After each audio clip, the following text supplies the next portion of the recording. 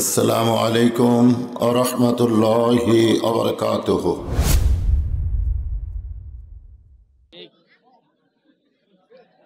আজকে যদি আমার ঘোড়া না থাকতো তাহলে আল্লাহর ঘরে ঢুকে আমি নামাজ পড়তে পারতাম। এখন ঘোড়াটা রাখবো কোথায়? বাগার মতন খুঁটিও নাই, গাছও নাই। এমন সময় হযরত আলী দেখতেছেন রাস্তা দিয়ে আল্লাহর একজন বান্দা আসতেছে। মনে বড় খুশি হয়েছে, এই বান্দা যখন আমার কাছে আসবে ওর হাতে ঘোড়াটা দিয়া আমি আল্লাহর ঘরে ঢুকে 2 রাকাত নামাজ পড়তে চাই। মনে মনে বড় খুশি। আল্লাহর নবী বলেছেন, কোন অচেনা মানুষকে যদি আপন করতে চাও তাহলে কথাবার্তা বলার আগে তুমি তারে সালাম দাও। আসসালামু ক্বাবলাল কালাম। কথাবার্তা বলার আগেই দিতে হবে সালাম। সালাম দেওয়ার একটা নিয়ম আছে না নাই? সালাম দেওয়ার নিয়ম আছে, কিন্তু বাংলার অনেক মুসলমান সালাম দেওয়ার নিয়ম জানে না। মাহফিল আসার পরে অনেক বক্তাও ভুল করে। মাননীয় সভাপতি সাহেব, মাননীয় শ্রোতা মণ্ডলী, পর্দার অন্তরালের মা বোনেরা, আপনাদেরকে লক্ষ্য করে আমি ভক্তিপূর্ণ সালাম দিচ্ছি, আসসালামু আলাইকুম। ওই সালাম দেওয়ার আগেই বাতিল হয়েছে। কারণ মাননীয় সভাপতি বলেন আর প্রধানমন্ত্রী বলেন আর যাই বলেন না কেন, এটা সালামের পরে বলা লাগবে। আগে সালাম, তারপরে কালাম। সালামের আগে কোনো কথা বলা যাবে, এটা নবীর সুন্নত। জোরে কোন কার সুন্নত? এই জন্য আগে কি, যদি কেউ বলে চাচা আসসালামু আলাইকুম, সালাম হবে? কেউ যদি বলে হুজুর আসসালামু আলাইকুম, তাহলেও সালাম হবে না। আগে সালাম, তারপরে হুজুর, আগে সালাম, তারপরে চাচা। যে ব্যক্তি সালাম দিবে আল্লাহ তার প্রতি খুশি হবে, 90টা নেকি দান করবে। আর যে ওয়ালাইকুম আসসালাম বলবে আল্লাহ তাকে মাত্র 10টা নেকি দান করবে। আপনারা দেওয়ার তালে না নেওয়ার তালে? জোরে কন। খালি নেওয়ার তালে। আমার একটা মোশন নাই, আমি সালাম দিব কেন? জনগণই আমারে সালাম দিবে। আমি হুজুর, মানুষ ওয়াজ করে খায়, আমার কত সম্মান, আমি সালাম দিব কেন? বাগান ইমাম গাজ্জালী রাহমাতুল্লাহ আলাইহি বলেন, কেউ যদি সবসময় সালাম দেওয়ার চেষ্টা করে, সালাম দিতে দিতে ওর অন্তরে কোনো অহংকার থাকবে না, ও আল্লাহর ওলি হয়ে দুনিয়া ছাড়বে। আর কেউ যদি সবসময় সালাম নেওয়ার চিন্তা করে, এক সময় ওর অন্তরটা অহংকারে পরিপূর্ণ হবে, আর অহংকারের হাসর শয়তানের সঙ্গে হবে। এখন আপনারা কোন দেওয়ার তালে না নেওয়ার তালে? হযরত আলী সালাম দিবেন, সালাম দিয়ে লোকটাকে আপন করে তার হাতে ঘোড়াটা দিয়ে আল্লাহর ঘরে ঢুকে 2 রাকাত নামাজ পড়বেন। লোকটা যখন সীমানার মধ্যে আইছে, সঙ্গে সঙ্গে হযরত আলী সালাম দেয়, আসসালামু আলাইকুম ইয়া আব্দুল্লাহ। লোকটা বলতেছে ওয়ালাইকুম আসসালাম, আপনি কে হুজুর? হযরত আলী বলতেছে, ভাইজান মেহেরবানি করে আমার ঘোড়াটা যদি একটু সময়ের জন্য ধরেন ভাই, আমি আল্লাহর ঘরে ঢুকে 2 রাকাত নামাজ পড়তে চাই। লোকটা বলে, হুজুর আপনি 2 রাকাত কেন, আপনি 200 রাকাত পড়েন, আমার কোনো আপত্তি নাই। আপনি নামাজ পড়তেই থাকবেন, আমি ঘোড়া ধরেই থাকবো। হযরত আলী চমকে গেলেন। আপনারা তো সুবহানাল্লাহ কইলেন, কিন্তু হযরত আলী চমকে গেলেন। অতি ভক্তি, জোরে কান, অতি ভক্তি। যখন হযরত আলী সালাম দেয়, আসসালামু আলাইকুম ইয়া আব্দুল্লাহ, লোকটা কিন্তু বলেছে ওয়ালাইকুম আসসালাম, আপনি কে হুজুর? যেই লোকটা হযরত আলীরে চেনেই না, সেই লোকটা যদি বলে আপনি 2 রাকাত কেন, 200 রাকাত পড়েন, আপনি নামাজ পড়তেই থাকবেন, আমি ঘোড়া ধরেই থাকবো। অতি ভক্তি, জোরে কর। আর চোরের মন, এটা ঠিক না। অতি ভক্তি চোরের লক্ষণ, কিয়ামত পর্যন্ত ঠিক থাকবে। কিন্তু চোরের মন পুলিশ পুলিশ, এটা 2001 সালে বাতিল হয়েছে। আমি নিজের চোখে দেখছি। পাবনা থেকে ওয়াজ করে যখন সকালবেলা যাচ্ছিলাম, আমার এলাকার এক চোর পুলিশ ধরে নিয়ে আসতেছে, ভুটভুটিত করে, ভটভটিত করে নিয়ে আসতেছে। তো এই চোর পুলিশও ঘুতে মারতেছে, পুলিশও চোরক ঘুতে মারতেছে, মনে হয় ওরা 2 বন্ধু। আমি তখন 5 ফিট গাড়ি ব্রেক করলাম, কিছু লোক আমার এসে বলতেছে, হুজুর এলাকার সবচাইতে বড় চোরক পুলিশ ধরে নিয়ে গেছে, যে পিটন দেওয়া দিছে। আমি বললাম, তোমরা যা বলতেছো, মনে মনে ভাবতেছি আমি চোখে কি দেখলাম। কয়েকদিন পর ওই চোরের সঙ্গে আমার দেখা হয়েছে। আমি কইলাম, নিজের চোখে দেখলাম রাস্তায় তুমি পুলিশকে খুঁতা মারতেছো, পুলিশ তোমারে খুঁতা মারতেছে, তোমরা 2 ভাই, কিন্তু এলাকাতে এসে শুনলাম তোমার নাকি ধরে নিয়ে গেছে চুরির অপরাধে। এর রহস্য কি, মারিফাত কি জানতে চাই। সুর মুচকি মুচকি হাসার বলে, হুজুর আমিও যা পুলিশও তাই, আমরা চুরি করি আর এরা সাদা খায়। তবে চোরের মন, ও বলতেছে চোরের মন হলো র্যাব, র্যাব জোরে কোন চোরের মন। তাই বলে সব পুলিশ নয়, আজই বাংলাদেশে এমনও পুলিশ আছে যারা নিজের জীবনকে বাজি রেখে চোর ডাকাতকে ধরতেছে, ধরে কোন ঠিক কি না। তবে দুই একটা পুলিশের জন্য পুলিশ জাতের বদনাম হয়। রে আল্লাহর বান্দারা, হযরত আলী যার হাতে ঘোড়া দিয়ে মসজিদের মধ্যে ঢুকতেছেন, এই লোকটা হলো ঘোড়া চোর, ধরে কোন কি চোর। চোরের হাতে দেশ দিয়া, চোরের হাতে ঘোড়া দিয়া, জোরে কোন চোরের হাতে দেশ দিয়া, চোরের হাতে ঘোড়া দিয়া কেউ যদি মসজিদে যায়, যতই সুন্দর মসজিদ হোক না কেন, যার হাতে ঘোড়া দিছে এই লোকটাকে, জোরে কোন ভাই, দেশটা কার হাতে আমরা দিছি, এটা আমি শুনবার চাচ্ছি না। আমার ওয়াজ শুনলেই আপনারা বুঝতে পারবেন। কারণ মাথায় যদি চুলকানি হয়, পায়ের পাতায় চুলকানি ওষুধ মালিশ করলে কোনোদিন চুলকানি ভালো হবে না। কারণ যেখানে রোগ সেইখানে ওষুধ মালিশ করা লাগবে, ধরে কোন ঠিক কিনা। আজকে আমাদের বাংলাদেশের পরিস্থিতি এমন কেন হলো? কেন আজকে 90% মুসলমানের দেশের মানুষের চরিত্র এত নিচের দিকে গেল? কেন আজকে মানুষ আর সত্য কথা বলতে চায় না? আজকে হক কথা বলতে গেলে এত ভয় অন্তরে কেন মানুষের? এগুলো জিনিস যখন আমি পুরাপুরি আপনাদের বলবো, তখন আল্লাহর ঈমান থাকবে না, আল্লাহর প্রতি ইয়াকিন পয়দা হবে। ইয়াকিন মানে দৃঢ় বিশ্বাস।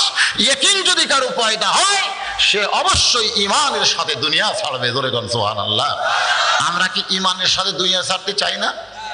হযরত আলী চোরের হাতে ঘোড়া দিয়ে আল্লাহর ঘর মসজিদের মধ্যে ঢুকতেছে। মসজিদে ঢোকার আগে সাইদ হওয়ার দরকার আছে না নাই? কোনো বেসাইদা মানুষ যদি মসজিদে ঢোকে, নামাজ হবে? বেসাইজ বোঝেন? বেসাইজ বোঝেন? মসজিদে ঢুকতে গেলে একটা নিয়ম মতো ঢুকতে হবে। সেই নিয়মটা হলো শরীর পাক, কাপড় পাক। সর্বপ্রথম যেই জিনিসটা বলা হয়েছে সেইটা হলো শরীর পাক, জোরে কোন কি পাক। কারো যদি শরীর না পাক হয়, ও যতই জুব্বা পরুক আর মাথায় টুপি দেখ, আর যতই সুন্দর করে সূরা কেরাত তেলাওয়াত করুক, ওর নামাজ কোনোদিন হবে না। কারণ নামাজ পড়তে গেলে প্রথম শর্ত হলো শরীর পাক। শরীর পাক মানে কি? সাবান দিয়ে গোসল করা, 10 বালতি পানি মাথার দেওয়া। শরীর পাক মানে শরীরের ভিতরেও পাক হওয়া লাগবে। কেউ যদি সুদের টাকার গোস্ত খায় আর ঘুষের টাকার মাছ খাইয়া বাগানতে গোসল করে ওযু করে যদি মসজিদে যায়, আল্লাহ বলে তোর বাহিরের চামড়া যতই পাক হোক না কেন, তোর গুদাম হলো না পাক। ধরে কোন কি? এই পেটটা হলো বিশ্ব গুদাম। আপনাদের এলাকায় একটা গুদাম আছে না নাই? এর নাম কি? বিশ্ব গোডাউন। ওই বিশ্ব গোডাউনের চাইতে এটা হলো আরো বড়, এর নাম হলো বিশ্ব গুদাম। এই গুদাম সাফ না করা পর্যন্ত কাম হবে না। শরীর পাক, জোরে কোন কি পাক? তারপরে হলো কাপড় পাক। এই দুইটা জিনিস সাইজ না হয়ে কোনোদিন মসজিদের মধ্যে যায় কাজ হবে না। আমরা বাংলাদেশের মুসল্লিরা নামাজ পড়ি, যারাই পড়তেছি তাদেরও চরিত্র খুব একটা ভালো হয় না। এই জন্য অনেকে বলে তুই নামাজ পড়েও যা, আমি না পড়েও তাই। আমার 5 ফিটের এক দোকানদার, পানের দোকানদার, আমি যখন মসজিদ থেকে বের হলাম, দোকানদার আমারে ডাক দেয়, বলে হুজুর আপনাকে একটা মারিফত দেখাবার চাই। মারিফত কি দেখা যায়? বলে হুজুর আসেন খাতায়। ওরা খাতায় দেখি 400 টাকা, 500 টাকা, 600 টাকা বাকি করছে পান খাইয়া। এরা সবাই 1 নম্বর কাতারের মুসল্লি, যারা সামনে কাতারে নামাজ পড়ে, এই মুসল্লিরাই পান খাইয়া 400-500 টাকা বাকি করছে। দোকানদার বলতে হুজুর টাকা চাইলি দোকান তুলে দিবার চাই। এখন আপনার ভিতরে সামনে কাতারে নামাজ পড়ে, এখন আপনি বলেন এরা কেমন মানুষ? আল্লাহ কয় নামাজের জোরে ফায়েসা কাট যাবে দূরে, পাক কোরআনের ওই আছে ঘোষণা। এখন আকাম কুকাম নামাজ রোজা একসাথে বান্দিয়া বোঝা জাহান্নামে দিয়াছ রওয়ানা। আজও কেন আসল নামাজ ধরতে পারলা না? নামাজ খালি পড়লে হবে না, নামাজটা ধরা লাগবে। ধরে কোন কি করা লাগবে? আমার আল্লাহ কোরআন শরীফের মধ্যে বলেছেন, ইন্নাস সালাতা তানহানিল ফাহশাই ওয়াল মুনকার। একমাত্র নামাজই পারে মানুষকে যাবতীয় খারাপি থেকে বাঁচায়া দিতে। যারা নামাজ পড়তেছি তাদের চরিত্রটা যদি ভালো হতো, বেনামাজে আস্তে আস্তে কিন্তু নামাজে আসতো। ধরে কোন ঠিক কি না? কিন্তু যারা নামাজ পড়তেছি তাদের চরিত্র খুব একটা ভালো না, যার কারণে বাংলাদেশের অনেকে নামাজ পড়বার চায় না। রে আল্লাহর বান্দা, যারা নামাজ পড়েন তাদের বিরুদ্ধে বলতেছি না, আমরা সুন্দর করে শুদ্ধ করে নামাজ পড়বো। ধরে কোন ঠিক কি না? হযরত আলী আল্লাহর ঘর মসজিদের মধ্যে ঢুকতেছে ডান পায়ে। ধরে কোন কোন পায়ে? শুধু ডান পায়ে ঢুকতেছে না, জবান খুলে একটা দোয়া পড়তেছে, আল্লাহুম্মা আফতাহলি আবওয়াবা রাহমাতিক। ইমাম গাজ্জালী রাহমাতুল্লাহ আলাইহি বলেন, এই দোয়া পড়ে ডান পায়ে কেউ যদি মসজিদের মধ্যে ঢুকে যায়, সে শুধু মসজিদের মধ্যে ঢুকলো না, ও যেন আল্লাহর রহমতের কোলে জায়গা পাইল। আল্লাহর রহমতের কোল বোঝেন? সুবহানাল্লাহ তো ঠিকই কইলাম ভাই, আমরা সুবহানাল্লাহ কর হাতের। কারণ সুবহানাল্লাহ বলতে গেলে কোনো মাদ্রাসায় ভর্তি হওয়া লাগে, সুবহানাল্লাহ শিখতে কোনো হুজুর ধরা লাগে? সবাই সুবহানাল্লাহ সুবহানাল্লাহ সবাই বলি, সুবহানাল্লাহ খুব বলি আমরা। বাংলাদেশের মুসলমান সুবহানাল্লাহ 1 নম্বর। সুবহানাল্লাহ ঠিকই কইছেন, বলবেন আপনারা। যতবার সুবহানাল্লাহ বলবেন ততবার জান্নাতে আল্লাহ একটা গাছ লাগাই দিবে। সে গাছের মালিক কে? আল্লাহ। কেন? যিনি সুবহানাল্লাহ বলবেন তিনি গাছটার মালিক হবেন। যতবার সুবহানাল্লাহ বলবেন ততগুলো গাছ আমার আল্লাহ লাগাই দিবে।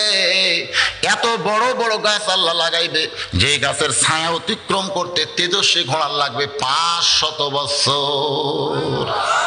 হাসরের ময়দানে এই সুবহানাল্লাহ বলা বান্দাকে আমার আল্লাহ যখন জাহান্নামের দিকে দিয়া দিবে, নেকি আর পাপ ওজন করে, নেকির চাইতে পাপ বেশি, এখন আল্লাহ জাহান্নামের ফতোয়া দিছে, রায় দিছে, তখন সুবহানাল্লাহ গাছগুলো হাউমাউ হাউমাউ করে কাঁদতেছে। আল্লাহ ডাকতে বলে, রে গাছ এমন করে কেন কাঁদতেছিস? গাছগুলো বলবে, আল্লাহ আমাদের মালিকগুলো জাহান্নামে যায়, আমরা কার আশায় জান্নাতে দাঁড়িয়ে থাকি? আল্লাহ বলবে, গাছ রে তাহলে তোমরা কি চাও? গাছগুলো বলবে, মালিক যাবে যেখানে আমরাও যাব সেখানে। আল্লাহ বলবেন, গাছ রে তোদের মালিক জাহান্নামে যায়, আমি আল্লাহ তোদেরকে জাহান্নামে পুরাবার পারবো না। গাছগুলো বলবে, আল্লাহ এটাই যদি তোমার চাওয়া হয় তাহলে এই মালিকগুলো তো আমাদের দিকে ফিরে দিলেই লেটা চুকে যায়। আল্লাহ বলবেন, গাছ রে তোদের ওসিলায় ওই সকল জাহান্নামী বান্দাকে আবার জান্নাতি ঘোষণা করে দিলাম। তাহলে সুবহানাল্লাহ বলা লাভ আছে না নাই? সবাই বলতেও পারবে না। 3টা তাসবিহ একমাত্র ঈমানদার ছাড়া কেউ বলতে পারবে না।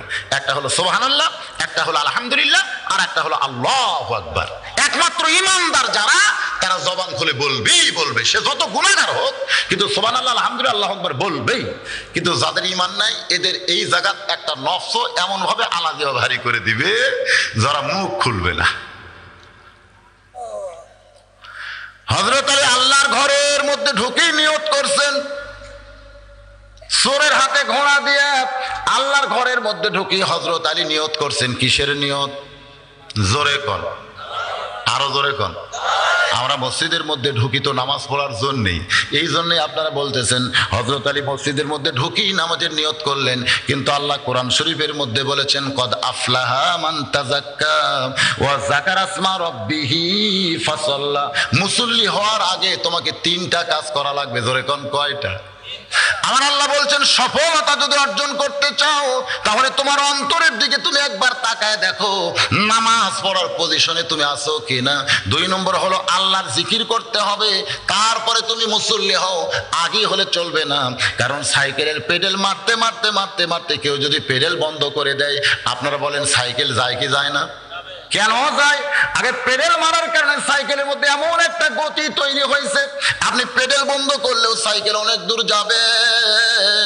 দুনিয়ার মহব্বতের কাজ করতে করতে করতে করতে তার অন্তরে এমন একটা দুনিয়ার মহব্বত ঢুকে গেছে, ওই মসজিদের মধ্যে যে দুনিয়া যদি না বের করে নামাজের নিয়ত করে, এই দুনিয়ার মহব্বত থাকতে থাকতেই তার নামাজটাও শেষ হয়ে যাবে। এই জন্য তো আযান আগে দেওয়া হয়। আযান আগে দেওয়ার কারণ কি? হ্যাঁ, আজান আগে দেওয়ার কারণ মানে আপনাকে ওযু করার জন্য, এটা করার জন্য, সেটা করার জন্য, গল্প মারার জন্য সময় দিছে। এত সময় দিছে কি জন্য? 15-20 মিনিট, আধ ঘন্টা। কারণ আজান হওয়ার সঙ্গে সঙ্গে জুমা থেকে যখন আজান দেওয়া হবে, মুয়াজ্জিন যখন আজান দিবে, তখন ফাসাও, সৈনিকের মতন জোরে জোরে তোমরা মসজিদের মধ্যে আসো। আসার পরে তোমার অন্তরকে আগে তাজকিয়া করো, তোমার অন্তরকে আগে পবিত্র করো, তারপরে আল্লাহর কিছুক্ষণ জিকির করো, আল্লাহকে স্মরণ করো, তারপরে ফাসল্লা, তারপরে তুমি মুসল্লি হও। দেখবেন বাজারের মধ্যে কোনো মসজিদ যদি হয়, দোকানদারা কিন্তু ঘড়ি দেখে, আজান দেওয়ার পরে ঘড়ি দেখে কয়টার সময় জামাতে, কয় 4:15 আসর হবে, এখনো 10 মিনিট আছে। খালি ঘড়ি দেখতেছে আর দোকানদারি করতেছে। যেই মাত্র দেখছে আর 2 মিনিট আছে, তাড়াতাড়ি তালা তুলে লাগিয়া মসজিদের মধ্যে আইসা শেষ কাতারে, ফার্স্ট কাতার পাবে ওরা জীবনেও না, শেষ কাতারে আল্লাহু আকবার। যে নিয়ত করছে, মন বলতেছে তাড়াতাড়ি তো তালা লাগাইলি, ছোড়ানি। কারণ মুখ বন্ধ, আল্লাহু আকবার করার পরে মুখ বন্ধ, কিন্তু মন তো আর বন্ধ নাই। মনের মুখ গল্প করছে যে রে পাগলা, তাড়াতাড়ি তো তালা লাগাইলি, ছোড়ানি। এই পকেটে দেখতেছে না। আচ্ছা, মুখের কথা বন্ধ হয়েছে কিন্তু মনের কথা বন্ধ হয় নাই। এই মনের কথা বন্ধ করার জন্য আজান হওয়ার সঙ্গে সঙ্গে মসজিদ আসতে হবে। আপনার মনের কথা বন্ধ হবে, মুখের কথা বন্ধ হবে, ওই নামাজটা মিরাজ হয়ে আল্লাহর কাছে আপনাকে পৌঁছায়া দিবে। হযরত আলী মসজিদের মধ্যে ঢুকে নিয়ত করলেন। আপনারা ভাবতেছেন নামাজের নিয়ত। হযরত আলী মসজিদের মধ্যে ঢুকি নিয়ত করলেন, আল্লাহ, যে ভাইটা আমার ঘোড়া ধরে আমাকে 2 রাকাত নামাজ পড়ার সুযোগ করে দিল, নামাজ শেষ করে তাকে 2টা দিরহাম হাদিয়া দিব। সুবহানাল্লাহ বলে। লোকটা হলো কিশোর, চুরি কি করছে? তাই করেনি তো। যত মানুষ খারাপ হোক না কেন, যতক্ষণ খারাপই না করবে ততক্ষণ পর্যন্ত তার কোনো শাস্তি দেওয়া যাবে। হযরত আলীকে কে হত্যা করবে, এটা হযরত আলী 11 বছর জানতে পেরেছিলেন। সুবহানাল্লাহ বলেন। হযরত আলীকে কে হত্যা করবে, কার হাতে আল্লাহর বান্দা আলী শহীদ হবে, এটা 11 বছর আগে হযরত আলী জানতে পেরেছিলেন। বারবার বহু সাহাবী বলেছিল, আলী ভাই, ওই ব্যক্তি তো আপনাকে হত্যা করবে, আপনি আগেই ওকে হত্যা করেন, তাহলে ওর হাতের হত্যা হওয়া লাগবে না। হযরত আলী চোখের পানি বের করে বলে, বান্দারা রে শোনে নাও, যতক্ষণ পর্যন্ত আমাকে হত্যা করে নাই ততক্ষণ পর্যন্ত আমি হত্যার শাস্তি তারে কেমনে দে। তুই আময়া মানুষ না হযরত আলী, যার আসলে ইয়াকিন পয়দা হবে। জোরে কর সুবহানাল্লাহ। হযরত আলী মসজিদের মধ্যে ঢুকে নিয়ত করলেন, যে ভাইটা আমার ঘোড়া ধরে আমাকে 2 রাকাত নামাজ পড়ার সুযোগ করে দিল, নামাজ শেষ করে তাকে 2টা দিরহাম হাদিয়া দিব। কয় দিরহাম? সেই যুগের 2 দিরহাম, বর্তমানের 2 টাকা না। শায়েস্তা খান আমলে 1 টাকায় কয় মন চাউল পাওয়া যাইতো? শায়েস্তা খানের আমলে 16 8 মন। দেখেন এই ইতিহাসগুলো আপনারা ভুলে যান কেন? বর্তমানে 1 টাকা দিয়ে কতটুকু চাউল পাওয়া যাবে? 1 টাকা। আমি ওই যে গ্যাসের পাম্পে, ওই যে গ্যাসের পাম্প, ঠেঙ্গা মারার গ্যাসের পাম্পে গ্যাস নেই বেশিরভাগ সময়।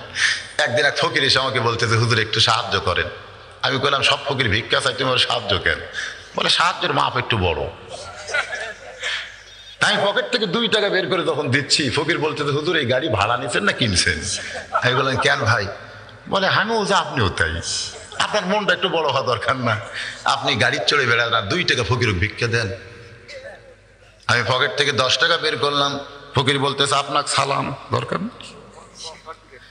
আমি কইলাম, কত দেওয়া লাগবে? ফকির বলতেছে, 50 টাকার নিচে দিলে কি আর হয়? মনে মনে চিন্তা করলাম, বক্তার যেমন ডিমান্ড আছে ফকিরেরও তেমন ডিমান্ড আছে। বর্তমান ফকিরেরা 1 টাকাও ভিক্ষার নিবার চায় না। জোরে কোন কথা ঠিক কিনা? আর শায়েস্তা খানের আমলে 1 টাকায় 8 মণ চাউল পাওয়া যাইতো। তার চাইতে আগের আমল হলো হযরত আলীর আমল। সেই আমলে তিনি নিয়ত করেছেন, যে ভাইটা আমার ঘোড়া ধরে আমাকে 2 রাকাত নামাজ পড়ার সুযোগ করে দিল, নামাজ শেষ করে তাকে 2টা দিরহাম হাদিয়া দিব। এই কথার দ্বারা বোঝা গেল, ভালো কাজে যারা সহযোগিতা করবে তাদের হাদিয়া বেশি কম। আরো জোরে কোন? ইসলাম কিন্তু ভালো কাজে যারা সহযোগিতা করবে তাদের হাদিয়া বেশি দিবে। আগডম বাগডম ঘোড়াডম সাজে ঢাকঢোলক ঝাঁঝর বাজে এই মিথ্যা শিক্ষা যারা শিখাবে তাদের বেতন হবে 500 টাকা। আর জালিকাল কিতাবুল লা রাইবা ফিহি হুদাল লিল মুত্তাকিন এই সত্য কোরআন যারা শিক্ষা দিবে ইসলামের আইন থাকলে তাদের বেতন হতো 60,000 টাকা। কিন্তু ইসলাম নাই বাংলাদেশে, খালি মুসলমান আছে। এই জন্য তো আমি দাসুরিয়ার এক চা স্টলে যখন চা খাচ্ছি এক লোক সাইড থেকে বলতেছে ইসলামও নাই শান্তিও নাই, ইসলামও নাই শান্তিও নাই। আমি বললাম তুমি ঠিকই বলছো ভাই, ইসলামও যদি না থাকে শান্তিও যদি না থাকে তুমি ঠিক হয়েছে, ইসলাম না থাকলে শান্তি থাকবে না। বলে হুজুর আমি যেটা বলতেছি আপনি সেটা বুঝতে পারতেছেন না। আমাকে মুসলমানের বেটা ইসলাম, হিন্দুর মেয়ে শান্তি নেও দেওয়া হয়েছে। সকালে সবাই খুঁজতেছে ইসলামও নাই শান্তিও নাই। আমি বললাম তোমার কথাও ঠিক আছে, আমার ধারণাও ঠিক আছে। ধরে ঠিক কি না? তোমার কথাও ঠিক, মুসলমানের সন্তান ইসলাম, হিন্দুর মেয়ে শান্তি কিনে গেছে, এটাও ঠিক আছে। কিন্তু আমি যেটা ভাবতেছি এটাও ঠিক। ইসলাম যদি না থাকে সেখানে শান্তি থাকবে?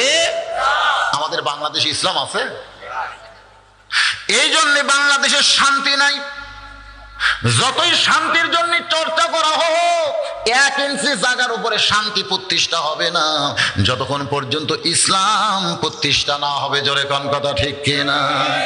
যারা কোরআনের মাহফিলে বসেছেন ভাই একটু মনোযোগ দিয়ে শোনেন, ইয়াকিন পয়দা হবে। হযরত আলী নিয়ত করেছেন কারণ ভালো কাজে সহযোগিতা করবে তার হাদিয়া বেশি না কম? একই লোকের একটা সন্তান, খুব মহব্বতের ছেলে, ইংরেজি মাস্টার পড়ায়, মাস গেলে 1,500 টাকা প্রাইভেটের বেতন দেয়, বাংলার মাস্টারকে 1000 টাকা দেয়, তারপরে অঙ্ক যে পড়ায় তাকে মাসে 1200 টাকা দেয়। ওই একই ছেলেকে মসজিদের ইমাম 3 মাস হলে কোরআন পড়ায়, একটা বারও খেয়াল নাই। ইংরেজির মাস্টারকে 1500 টাকা দেয় মাসে, বাংলা দেয় 1000, অঙ্ক দেয় 1200। কিন্তু আল্লাহর কোরআন 3 মাস হলে ছেলেটাকে পড়াইতেছে, একটা বারো হুজুরের দিকে খেয়াল নাই। 3 মাস পরে যখন ছেলে কইছে আব্বু এখন আমি নিজে নিজেই কোরআন পড়বার পারি, তখন দেখতেছে হুজুরকে তো বিদায় করা দরকার। 3 মাস পরে হুজুরের দরবারে এসে সালাম দেয়, আসসালামু আলাইকুম হুজুর, আপনি কত কষ্ট করে আমার ছেলেকে কোরআন শরীফ পড়াইছেন। হুজুর আপনি কত কষ্ট করে ছেলেটাকে কোরআন পড়াইছেন হুজুর, তবে আমি শুনেছি আল্লাহর কোরআন শিক্ষা দিয়া হাদিয়া নেওয়া জায়েজ নাই। হুজুর মনে মনে চিন্তা করে, আল্লাহ রে এই হুজুর মারার ফতুয়া এরে কে শিখাইলো? এটা হলো হুজুর মারা ফতুয়া। ধরে কোন কি মারা ফতুয়া? ইংরেজি মাস্টারকে মাস গেলে 1,500 টাকা বেতন দেয়, ওখানে কোনো ফতুয়া নাই। অঙ্কের মাস্টারকে মাস গেলে 1200 টাকা বেতন দেয়, ওখানে ফতুয়া নাই। বাংলার স্যারকে 1000 টাকা দেয়, ওখানে ফতুয়া নাই। কিন্তু শুনেছি আল্লাহর কোরআন যারা শিক্ষা দেয় তাদের হাদিয়া নেওয়া জায়েজ নাই। ইমাম মনে মনে কাঁদতেছে, আল্লাহ কোন দেশে আমি জন্ম নিলাম যেই দেশে হুজুর মারার ফতুয়া আছে কিন্তু অন্য কিছু মারার ফতুয়া নাই। এই দেশের নাম হলো বাংলাদেশ। ধরে কোন কি দেশ? যত ফতুয়া সব কার উপর? হুজুরের উপর। মাটির বাড়িতে ইমাম থাকে, মোবাইলে নেটওয়ার্ক পায় না। মোবাইলে কি পায় না? নেটওয়ার্ক পায় না। মাটির বাড়িতে ইমাম থাকে, ইমাম চিন্তা করে 4,000 টাকাতে মোবাইল কিনলাম, যতক্ষণ বাইরে থাকি ততক্ষণ নেটওয়ার্ক পায়, কিন্তু ঘরের মধ্যে গেলেই তো নেটওয়ার্ক আর পায় না। একজন বলে হুজুর নেটওয়ার্ক যদি ঘরের মধ্যে পাওয়ার চান তাহলে 340 টাকা দিয়ে একটা অ্যান্টেনা কিনেন। সেদিন থেকে ইমাম সপ্তপদী মার্কেট থেকে মোবাইল অ্যান্টেনা কিনে বাঁশের মাথায় যখন লাগায় দিয়ে ওই তারটা দিয়ে যখন মোবাইলের পিছনে ঢুকায় দেয় তখন থেকে মোবাইল নেটওয়ার্ক পায়। ইমাম ঘরের মধ্যে থেকে হ্যালো সালাম দেয়, কিন্তু এক তেলতেলা গোয়েন্দার রাস্তা দিয়ে যাওয়ার সময় দেখতেছে বাঁশের মাথায় অ্যান্টেনা। হুজুর তাহলে টিভিও কিনছে? বাঁশের মাথায় কি? আচ্ছা মোবাইল অ্যান্টেনা না টিভির অ্যান্টেনা, এটা বোঝার দরকার আছে না নাই? ওই না বুঝি গ্রামের মধ্যে বলতে যে কিয়ামত হবে, কিয়ামত হবে, কিয়ামত হবে। সবাই বলতে যে কিয়ামত কেন হবে? বলে মসজিদের ইমাম হয়ে টিভি দেখতেছে। আমি নিজের চোখে দেখে আসলাম মসজিদের ইমাম হয়ে টিভি দেখতেছে, আমি নিজের চোখে দেখে ইসলাম এই ইমামের পাশে আর নামাজ হবে না। ওই বেটা 3 মাসও মসজিদে যায় না, কিন্তু সেই দিন জোহরে নামাজ পড়ার জন্য মসজিদের মধ্যে ঢুকছে। সবাইকে বলতেছে কার পাশে তোমরা নামাজ পড়ো, তোমাদের নামাজ হবে না, এই জন্যই তো আমি মসজিদে আসি না। সবাই বলতেছে কি হয়েছে ভাই? বলে ইমামদের টিভি দেখতেছে, এটা কি তোমরা জানো? আমি নিজের চোখে দেখে আসলাম, তোমরা যার পাশে নামাজ পড়ো সেই হুজুর টিভি দেখতেছে। সমস্ত মুসল্লি চমকে বলে ইমাম হইয়া যদি টিভি দেখে তার পাশে আমরা নামাজ পড়ব না। আজ থেকে নতুন ইমাম আমরা নিয়োগ দিব। তেলতলা গোয়েন্দারের কথা মতো সমস্ত মুসল্লি জড়ো হইয়া বলতেছে এই ইমাম যখন আর চলবে না, নতুন আর একটা ইমাম নিয়োগ দেওয়া দরকার। নতুন একটা ইমাম নেওয়ার চিন্তা যখন মুসল্লিরা করতেছে, এমন সময় ইমাম সাহেব মসজিদের ভিতরে ঢুকতেছে, দোয়া পড়ে আল্লাহুম্মা ফতাহলি আবওয়াবা রাহমাতিক। এই দোয়াটা যখনই শেষ, মুসল্লি বলতেছে আপনার চাকরি নাই। ইমাম বলে কি হয়েছে ভাই? বলে আপনি ইমাম হয়ে টিভি দেখেন, আপনি ইমাম হয়ে টিভি কিনছেন, এই জন্য আপনার পাশে আমরা নামাজ পড়বো না। ইমাম জোরহাত করে বলতেছে ভাই যান, আমি তো টিভি দেখিনি, টিভি কিনেও নাই। কেমনে বুঝতেছেন ভাই? বলে তাহলে তোমার বাড়িতে বাঁশের মাথায় কি দেখলাম? বলে এটা হলো মোবাইল অ্যান্টেনা। আমার মোবাইল মাটির ঘরে নেটওয়ার্ক পায় না, এই জন্য একটা মোবাইল অ্যান্টেনা কিনে আমি একটু মোবাইলে যোগ করছি ভাই। তখন তেলতলা গোয়েন্দারকে সবাই ঘুতে মারতেছে, এই শয়তান কি দেখলি আর কি কইলি? ভাই মনে করছিলাম ভাই, মনে করার উপরে অভিযোগ, আর তদন্ত না করে ইমাম বাদ। মনে করার উপর অভিযোগ আর তদন্ত না করে ইমাম বাদ। আমাদের বাংলাদেশের আলেমদের অবস্থা হয়েছে তাই, তোর এখন ঠিক কিনা? মনে করার উপর অভিযোগ আর তদন্ত না করি জেলখানা। এখন জেলখানার মধ্যে রেখে তদন্ত করে বেড়েছে, দেখতেছে একটাও নাই। এখন সাইডা যদি বিপদ হয়,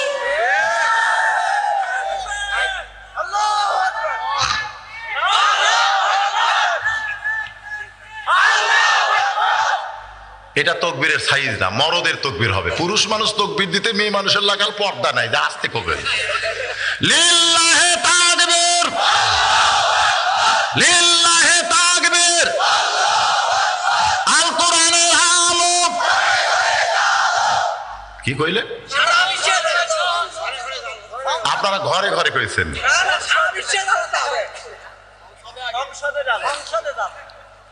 ঢাকাতে একটা ওয়াসা টাঙ্কি বানাইছে, আপনারা দেখছেন?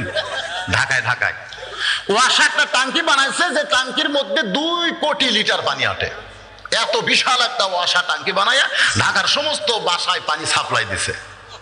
কিন্তু এই টাঙ্কির মধ্যে আছে একটা মরা মোষ। ওই মোষটা আস্তে আস্তে ফুলতেছে, ওই মোষটা আস্তে আস্তে পচতেছে, ওই মোষটা আস্তে আস্তে গলে গলে পানির মধ্যে মিশ্রণ হয়। এখন প্রত্যেকটা বাসায় টাঙ্কি থেকে পানি আসে, ওই ললের পানি গিলাসের মধ্যে নিয়ে সবাই দোয়া পড়তেছে, ওয়াসাকাহুম রাব্বুহুম শারাবান তাহুরা। তুমি যতই দোয়া পড়ো আর বিসমিল্লাহ পড়ো, তুমি পানি কোনোদিন পাক পাবে না। ওই তোমার বাসার পানি যদি পাক পাবার চাও, তাহলে টাঙ্কি সাফ করা লাগবে। জোরে কোন ঠিক কিনা? টাঙ্কির মধ্যে তুমি নাপাক মোষ রাখবা আর বাসার মধ্যে দোয়া পড়বা, তোমার পানি কোনোদিন পবিত্র হবে না। আজকে বাংলাদেশের টাঙ্কির নাম হলো সংসদ। নাম কি? আরো বড় টাঙ্কির নাম কি? এই টাঙ্কির মধ্যে মরা মোষ রাইখা আপনি যতই ঘরের মধ্যে কোরআনের আলো জ্বালান, কাম হবে না।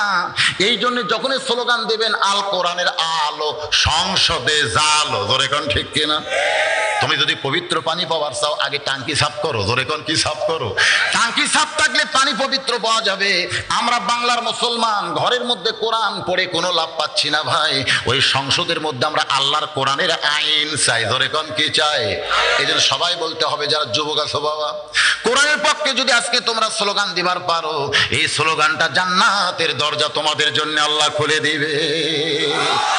আল কোরআনের আলো, আল হাদিসের আলো। মাশাআল্লাহ, আমার সামনে যে পুরুষ মানুষ বসে আছে, এ ব্যাপারে আমার কোনো সন্দেহ নাই। এবার চলে আসি মূল আলোচনায়। হযরত আলী মনে মনে চিন্তা করে, আল্লাহ, যে ভাইটা আমার ঘোড়া ধরে আমাকে 2 রাকাত নামাজ পড়ার সুযোগ করে দিল, নামাজ শেষ করে তাকে 2টা দিরহাম হাদিয়া দেব। এই হাদিয়া দেওয়ার নিয়ত করে হযরত আলী 2 রাকাত নামাজের নিয়ত করলেন। জোরে কোন কয় রাকাত? 2 রাকাত নামাজের যখন নিয়ত করেছেন, এদিকে ঘোড়া চোর মনে মনে চিন্তা করে, লোকটা আমার হাতে ঘোড়া দিয়া মসজিদের মধ্যে ঢুকে যদি ঘোড়ার দিকে তাকায় থাকে, তাহলে আমি যতই নিয়ত করে ঘোড়া ধরি চুরি করা যাবে না। আগে দেখতে হবে লোকটার নামাজের সাইজ কি রকম, জোরে কোন ঠিক কি না। ঘোড়াটা টাইনা এনে মসজিদের দরজা বরাবর এসে এবার ভিতরের মানুষের দিকে তাকায় দেখতেছে, ভিতরে যেই মানুষটা নামাজের নিয়ত করে সেই মানুষের নাম কি? আরো ধরে কোন। নামাজের সাইজ আছে না নাই? মুসল্লির দিকে ঘোড়া চোর তাকায় দেখতেছে, নামাজের সাইজটা অত্যন্ত ভালো, ঘোড়া চুরি করতে কোনো অসুবিধা নাই। যেরকম বগুড়ার বড় মসজিদে জামাত যখন জোহরের হয়ে গেছে, এক মুসল্লি একলাই নামাজ পড়তেছে, আর জুতা চোর মনে মনে ভাবতেছে কেউ যখন মসজিদে নাই, ও যখন একলাই, আর জুতা চুরি করতে আমার কেউ ধরতে পারবে না। এবার কাছে এসে দেখে মুসল্লি বড় চালাক, যেখানে নামাজ পড়তেছে তার কাটে বাক্স পাশেই চামড়ার জুতা চকচকা দেখা যায়। চোর হিসাব করতেছে, জোহরের সুন্নত হলো 4 রাকাত, 1 রাকাত সুন্নত পড়েছে, এখন 3 রাকাত বাকি আছে।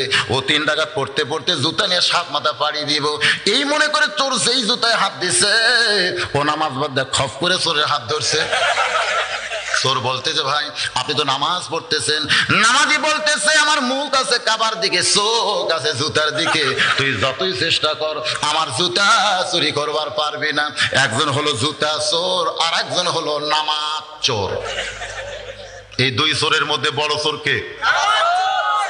90% মুসলমানের দেশে জুতা নিয়ে মসজিদের মধ্যে যাইতে হয়।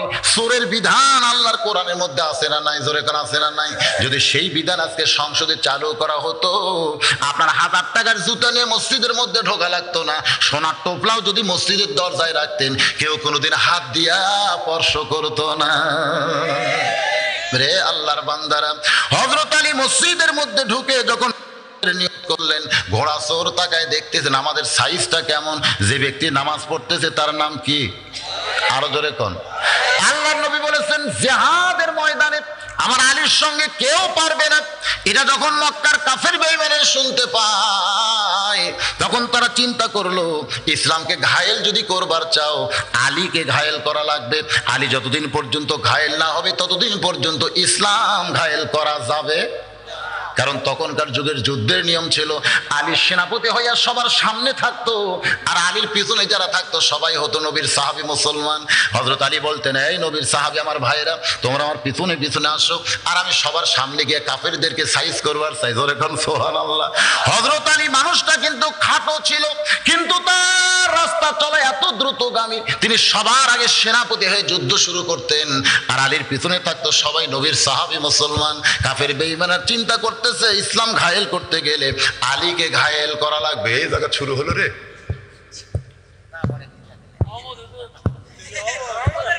হ্যাঁ, রহমতের পানি, মাশাআল্লাহ। আপনাকে মাথার উপর আগে পড়া শুরু, এই জন্যই তো বলে হুজুর জোরে গেলেও দাওয়াত পাশে, আসতে গেলে কত পায় খাওয়া কাছে, লিওরের পানি আমার মাথা পড়তে তো রহমতের পানি। এই মহব্বত হুজুরের উপরে, তাই না? কি রে ভাই, এটা একটু সাপ্লাই দেওয়া যায়? ট্যাঙ্কি কি এখানেই কানা হলো নাকি রে? না, খুব জোরে পড়তেছে তো, এই জন্য একটু সরাই নেই নাকি? একটু সরাই নেই। হবে আলোচনাটা পুরাপুরি শুনলে বুঝতে পারবেন ঈমান কারে কয় আর ইয়াকিন কারে কয়। বাগান গো, মক্কার কাফের বেঈমানরা চিন্তা করতেছে, ইসলামকে যদি ঘায়েল করতে চায়, তাহলে ঘায়েল করতে হবে কাকে? আরো ধরে কোন। সমস্ত কাফের বলে, আলীর ঘায়েল করবা কেমনে? যে সাহস করে আলীর সামনে যায়, আলী তারে জাহান্নামে পাঠায় দেয়। আজ পর্যন্ত সাহস করে সামনে গেছে এমন কোন কাফের কোনোদিন ফিরে আসে নাই। তাহলে কেমনে আলীকে ঘায়েল করবে? একজন কাফের বলতেছে, আলীকে ঘায়েল করতে গেলে পিছন দিক থেকে মারতে হবে, সামনে দিক থেকে মারা যাবে না, মারতে হবে কোন দিক দিয়া? আসলে কাফের বেঈমানের চরিত্র পিছন দিক থেকে মারার, জোরে কোন ঠিক কিনা? একজন কাফের বলে, কেমনে পিছন দিক থেকে মারবে? কারণ আলীর পিছনে যারা থাকে তারা সবাই মুসলমান, নবীর সাহাবী, তাহলে পিছন দিক থেকে মারারও কোনো বুদ্ধি নাই। একজন যুবক বলতেছে, ও কাফের নেতারা, তোমরা পিছন দিক থেকে মারতে চাও আলীকে, কিন্তু কেমনে মারবে তোমরা বুঝতে পারতেছো না। আলীকে যদি পিছন দিক থেকে মারতে চাও, তাহলে আমাদের মধ্যে একজনকে মুসলমান সাজতে হবে। আবার আবার যখন যুদ্ধ শুরু হবে, ওই নবীর সাহাবীদের মধ্যে থাইকা বিষাক্ত তীর আলীর পিছন দিক থেকে মারতে হবে। মুসলমান না সাইদা কাফের হয়ে আলীকে মারা যাবে না, মুসলমান হইয়া পিছন দিক থেকে মারতে হবে। সেদিন থেকে একটা কাফের মুসলমান সাজা শুরু করলো, আবার যুদ্ধ হলে পিছন দিক থেকে মারবে। নবীর পিছনে নামাজ পড়ে, নবীর সাহাবীদের মতন জুব্বা পরে, মাথায় পাগড়ি দেয়। সাহাবীরা বুঝতে পারলো না, সবাই মনে করলো এ তো আমাকেরই ভাই। আমরাও বুঝতে পারতেছি না, আমাদের মধ্যে এখন অনেকগুলো মুসলমান সেজে ঘুরে বেড়াইতেছে, জোরে কোন ঠিক কিনা? খালি নাম মুসলমান আছে কিন্তু কাম মুসলমান নাই। যেরকম একজন মুসলমান নাম আছে ডক্টর ইউনূস, জোরে বলেন নাম কি? নবীর নামে নাম, আইরে কি সুন্দর নাম, ধরার বুদ্ধি নাই।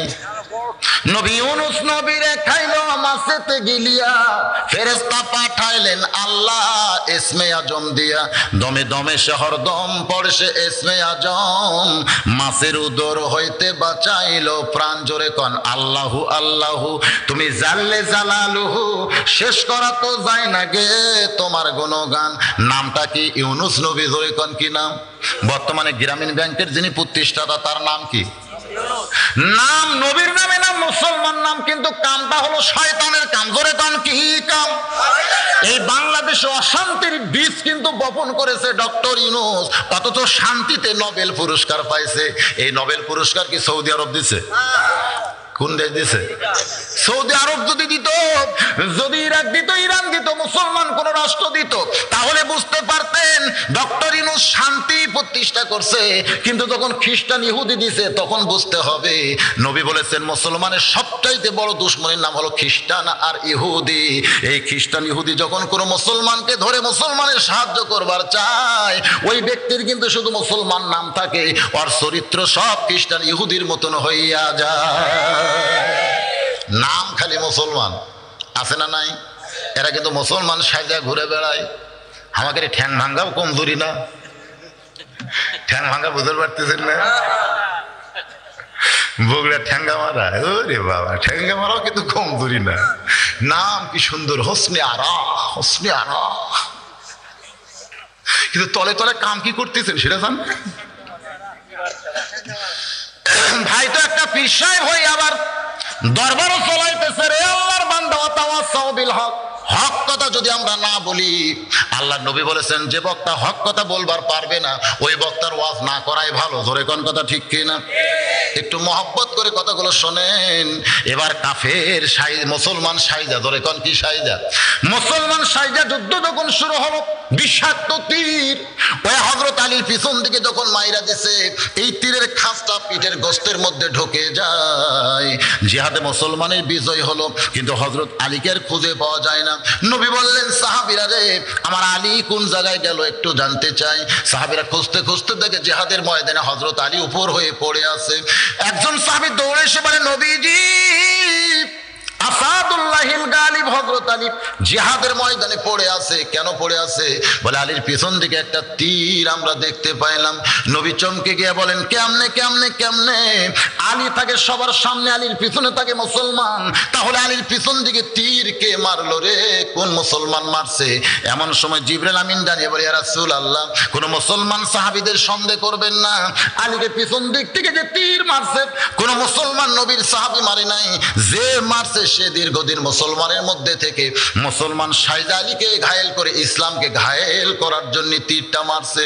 নবী আমার কেঁদে কেঁদে বললেন, সাহাবীরা রে, ওই কাফের বেঈমানেরা ইসলামের তেমন ক্ষতি করতে পারবে না। ইসলামের সবচাইতে বেশি ক্ষতি তারাই করবে যারা মুসলমান সেজে বেড়াবে। ইসলামের সবচাইতে বেশি ক্ষতি তারাই করবে যারা মুসলমান সেজে বেড়ায়। আমাদের বাংলাদেশে আসল মুসলমান বেশি না নকল মুসলমান বেশি? জোরে কন। আসল তো আমাদের বাংলাদেশে একেবারে কম দেখা যায়, নকল মুসলমানের সংখ্যা বেশি। এই জন্য এরা কিন্তু মুসলমান সাইজা ইসলামের সবচাইতে বড় ক্ষতি করে। নবী বললেন, সাহাবীরা আলীকে আমার সামনে নিয়ে আসো।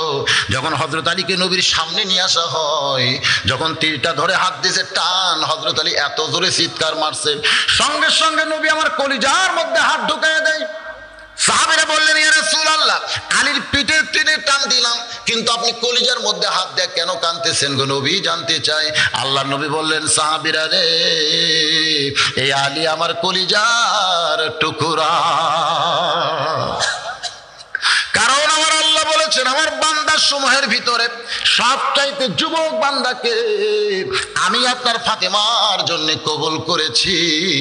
সেদিন থেকে আলী কিন্তু শুধু বাহিরে নাই, হযরত আলী আছে আল্লাহর নবীর কলিজায়। যখন তীরে হাত দিয়ে টান মারছে, মনে হয় ওই টানটা নবীর কলিজার মধ্যে লাগতেছে। নবী বললেন, সাহাবীরা রে, আমার আলীকে তোমরা কষ্ট দিও না বাবা, তোমরা কষ্ট দিও না। সাহাবীরা কান্দে বলে, হুজুর তাহলে আলীর পিঠের মধ্যেই বুঝি তীরটা থাকবে, এই তীর বুঝি বের করা যাবে না? আল্লাহ নবী বললেন, একটু ধৈর্য ধারণ করো। আলী যখন নামাজের ভিতরে থাকবে, ওই সময় তার তীর টেনে বের করতে হবে। হযরত আলী যখন নামাজের ভিতরে থাকবে, খুব খেয়াল করে শুনতে হবে, নামাজের তিনটা দিক আছে। একটা হলো নামাজের শুরু, একটা হলো নামাজের ভিতর, আর একটা হলো নামাজের শেষ। সেটা ছিল আসরের নামাজ। জোরে কোন নামাজ? নবী আমার নামাজের ইমামতি করলেন, সাহাবীরা নবীর পেছনে মুসল্লি হয়েছেন। ইমামতের আগে নবী দুইজন সাহাবীকে ডাক দিয়ে বললেন, এ জাবের আর হুযায়ফা, আজকে কিন্তু তোমরা জামাতের সঙ্গে নামাজ পড়বা না। তোমাদের দুইজনের দায়িত্ব হলো আলীর পিঠের তীর তোমাদের টেনে বের করতে হবে। নবীর হুকুম মাইনারা জামাত তরক করেছে। নবী যখন নামাজের সেজদায়, ওই সময় জাবের আর হুযায়ফা হযরত আলীর পিঠের উপরে পা দিয়ে এত জোরে তীর টান মারছে, তীর শুধু বের হয় নাই, তীরের সঙ্গে গোস্ত পর্যন্ত খসে আইছে। নামাজ শেষ করে আল্লাহর নবী যখন সাহাবীর দিকে মুখ ঘুরায় বসলেন, এমন সময় জাবের আর হুযায়ফা রক্তমাখা তীর আর গোস্তের টুকরা যখন নবীর সামনে জমা দিলেন, আল্লাহর নবী এত কান্দা কোনোদিন কান্দে নাই। নবী আমার এক হাত গোস্তের টুকরার উপরে দিয়া, আর এক হাতে রক্তমাখা তীর নিয়া অঝর নয়নে কান্না শুরু করে দিলেন। সেদিন জাবের বলতেছে, ইয়া রাসূলুল্লাহ, এত কান্দা আপনি কেন কাঁদতেছেন গো জানতে চাই। আল্লাহর নবী বললেন, সাহাবীরা রে, তোমরা বুঝতে পারতেছো না বাবা, আলীর পিঠের গোস্ত দেখতেছো, কিন্তু এই গোস্তটা মনে হয় আমার কলিজার ভিতর থেকে টেনে বের করা হয়েছে। রে আলী, আলী রে, লব্বাইক ইয়া রাসূলুল্লাহ। আল্লাহ নবী তাকায় দেখে হযরত আলী মুস্কি মুস্কি হাসতেছে। জোরে কোন সুবহানাল্লাহ। নবী চমকে গিয়ে বলে, আলী, তীরের শলাকায় হাত দিলি তুমি চিৎকার দিয়ে কাঁদতে, এখন তীর বের হলো, গোস্ত ছিলাইলো, আমি নবী জানতে চাই তুমি আলী তখন ছিলে কোথায়? হযরত আলী এবার ফোঁপায় ফোঁপায় কান্না শুরু করে। আল্লাহ নবী বললেন, এখনই তুমি হাসলে, আবার এখনই তুমি কাঁদতেছো, তোমার বুঝি শরম নাই? হযরত আলী বলে, ইয়া রাসূলুল্লাহ, জানার পরেও যখন শুনতে চান তাহলে শুনে নেন। আমার পিঠ থেকে যখন তীর টেনে বের করেছে, আমার পিঠ থেকে যখন গোস্ত ছিলাইছে, আমি আলী তখন কাবার ভিতরে ছিলাম। সমস্ত সাহাবী চমকে উঠছে। যত সাহাবী মসজিদ নববীর মধ্যে, সমস্ত সাহাবী দাঁড়িয়ে বলে, ইয়া রাসূলুল্লাহ, আমরা সবাই সাক্ষী দিচ্ছি হযরত আলী আমাদের সঙ্গে মসজিদ নববীতে আপনার পিছনে নামাজ পড়েছে। কিন্তু হযরত আলী বলতেছে, আমি তখন কাবার ভিতরে ছিলাম। আল্লাহ নবী বললেন, এজলিস ইয়া সাহাবী, তোমরা সবাই বসো তো বাবা, তোমরা সবাই বসো। সমস্ত সাহাবী যখন বসে যায়, আল্লাহ নবী ধমক দিয়ে বলেন, আলী, তুমি মনে হয় ভুল বলতেছো। তোমার সাথী ভাই সবাই বলতেছে তুমি মসজিদ নববীর মধ্যে নামাজ পড়েছো, কিন্তু তুমি বলতেছো আমি তখন কাবার ভিতরে ছিলাম। তুমি কাবার ভিতরে কেমনে গেলে আমি জানতে চাই। আল্লাহ নবী বলেন, আলী রে, তুমি কাবার ভিতর কেমনে গেলে আমি জানতে চাই। হযরত আলী বলে, ইয়া রাসূলুল্লাহ, জানার পরেও যখন জানতে চান তাহলে শুনে নেন। আপনার পিছনে যখন নামাজের নিয়ত করেছিলাম, তখন শরীয়তের দুইটা চোখ আমার সেজদার দিকেই ছিল, আমি সেজদার দিকেই তাকায় ছিলাম। কিন্তু এক সময় আমার দুইটা চক্ষু বন্ধ হয়। আমি আল্লাহর শপথ করে বলতেছি, আমার দুইটা চক্ষু যখন বন্ধ হয়, আমি তখন দেখতে পাই যেখানে সেজদা দিব এখানে আল্লাহর কাবা ঘর এসে দাঁড়িয়ে গেছে। সমস্ত সাহাবীরা চমকে যায়, সেজদার জায়গায় আল্লাহর কাবা ঘর। এবার হযরত আলী বলে, ইয়া রাসূলুল্লাহ, আমার দুইটা চোখ দিয়ে দরদর করে পানি পড়তেছে। কাবার মালিক আল্লাহ ডাক দেবার, আলী রে, তোর নামাজের সাইজ দেখে আমি আল্লাহ কয়েকশো মাইল দূরের কাবা তোর সেজদার জায়গায় হাজির করে দিলাম, এরপরেও তুই কেন কাঁদতেছিস? সুবহানাল্লাহ বলেন। তোর নামাজের কি দেখে সাইজ? ধরে কোন তোর নামাজের কি দেখে সাইজ দেখে আমি আল্লাহ খুশি হইয়া কয়েকশো মাইল দূরের কাবা তোর সেজদার জায়গায় হাজির করে দিলাম, এরপরেও তুই এমন করে কেন কান্দিস? এ কথা কে বলতেছে? আরো ধরে কর। আল্লাহ কি বান্দার সঙ্গে কথা কয়? কয় না? যখন আপনি কোরআন শরীফ পড়বেন, আপনি কিন্তু কোরআন পড়তেছেন না, আপনি তখন আল্লাহর সঙ্গে গল্প করতেছে। এই জন্যে আল্লাহ নবী বলেছেন, সাহাবীরা রে, মুসা শুধু নিজে কালিমুল্লাহ ছিল, কিন্তু তার উম্মতেরা কালিমুল্লাহ হবার পারে নাই। কিন্তু আমার উম্মতেরা যারা কোরআন শরীফ পড়বে, কঠিন হাসরের ময়দানে মুসা নবীর সঙ্গে কালিমুল্লাহ টুপি পরে আল্লাহ তাদের জান্নাত দিয়া দিবে। তাহলে আপনার যখন কোরআন পড়েন তখন কার সঙ্গে কথা কন? বান্দার সঙ্গে আল্লাহ কথা কয়, আল্লাহর সঙ্গেও বান্দা কথা কয়। আমার আল্লাহ ডাক দেব, আলী রে, তোর নামাজের সাইজ দেখে আমি আল্লাহ খুশি হয়ে কয়েকশো মাইল দূরের কাবা তোর সেজদার জায়গায় হাজির করে দিলাম, এরপরেও তুই এমন করে কেন কান্দিস? হযরত আলী বলে, আল্লাহ তুমি কাবা আমার সেজদায় দিয়ে আমারে খুশি করতে পারবা না। আল্লাহ বলে, তাহলে তুমি কি চাও? আলী বলতেছে, আল্লাহ আমি কোনোদিন কাবাকে সেজদা দিয়া খুশি না, কাবার মালিকের কুদরতি পায়ে একটু সেজদা দিবার চাই। আল্লাহ ডাক দেব, আলী রে, কাবার মালিককে যদি সেজদা দিবার চাস তাহলে আয় আয় কাবার ভিতরে আয়। হযরত আলী বলে, ইয়া রাসূলুল্লাহ, আমি যখন কাবার ভিতরে গেলাম এমন সময় আমার পিঠ থেকে হয়তো তীর টেনে বের করেছে, গোশত ছিলাইছে, আমি কিছুই বুঝতে পারি নাই। সাহাবীরা বললেন, হুজুর এইটা কোন কাবা? এই কাবা সম্পর্কে আমরা জানতে চাই। আল্লাহর নবী বললেন, এইটা মক্কার কাবা না। তোমরা মনে করতেছো আলী মক্কার কাবার মধ্যে ঢুকছে, এটা মক্কার কাবা না। কারণ মক্কার কাবার কি দাম আছে? ওই কাবা তো ইব্রাহিম নবী পাথর দিয়া বানাইছে। কিন্তু আমি যখন ফতে মক্কার দিনে মক্কা বিজয় হলো, আমি নবী যখন কাবার দরজা করলাম, দেখি অসংখ্য মূর্তি দিয়া কাবা ভরায়া রাখছে। আল্লাহ নবী বললেন, সাহাবীরা রে, এই কাবার কোনোই পাওয়ার নাই, কাবার কোনো পাওয়ার নাই। কাবার পাশে যদি আল্লাহওয়ালারা না থাকে, কাবার মধ্যেও মূর্তি ঢুকে যায়, এই কাবা ততদিন পর্যন্ত সুন্দর থাকবে যতদিন কাবার পাশে আল্লাহওয়ালারা থাকবে। আল্লাহওয়ালার কারণে কাবার দাম বাড়ে। জোরে সোরে কোন সুবহানাল্লাহ। সাহাবীরা বললেন, হুজুর তাহলে এটা কোন কাবা জানতে চাই। আল্লাহ নবী বললেন, শুনে নাও, এই কাবা সম্পর্কে আমি তোমাদের শোনাই। দুনিয়াতে একদিন কাবা থাকবে, মসজিদ নববী থাকবে, বাইতুল মুকাদ্দাস থাকবে, পৃথিবীর কোটি কোটি মসজিদও থাকবে। তারপর ইসরাফিল সিংহায় ফোঁক দিবে। জোরে কোন দিবে কি দিবে না? এতগুলো মসজিদ থাকবে, কাবা থাকবে, মদিনা থাকবে, তারপরে ইসরাফিল কিন্তু সিংহায় ফোঁক দিবে, কিয়ামত হয়ে যাবে। কিন্তু আমি রাসূল আল্লাহর শপথ করে বলতেছি, তোমাদের মতন একটা কাবা সাহাবী যতদিন দুনিয়াতে থাকবে ততদিন পর্যন্ত আল্লাহর কিয়ামত হবে না। তাহলে মক্কার কাবা কিয়ামত আটকাবার পারবে? যখন পারবে। কিন্তু আপনাদের মতো একটা কাবা যতদিন দুনিয়াতে থাকবে ততদিন কিয়ামত হবে না। জোরে কোন সুবহানাল্লাহ। দাম বেশি কার? দাম বেশি কার? আমরা তো মনে করি কাবারই দাম, কাবারই দাম। ভাইজান একটু মনোযোগ দিয়ে শোনেন।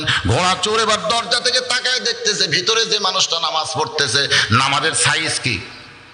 খারাপ না ভালো? ঘোড়া কি চুরি করা যায়?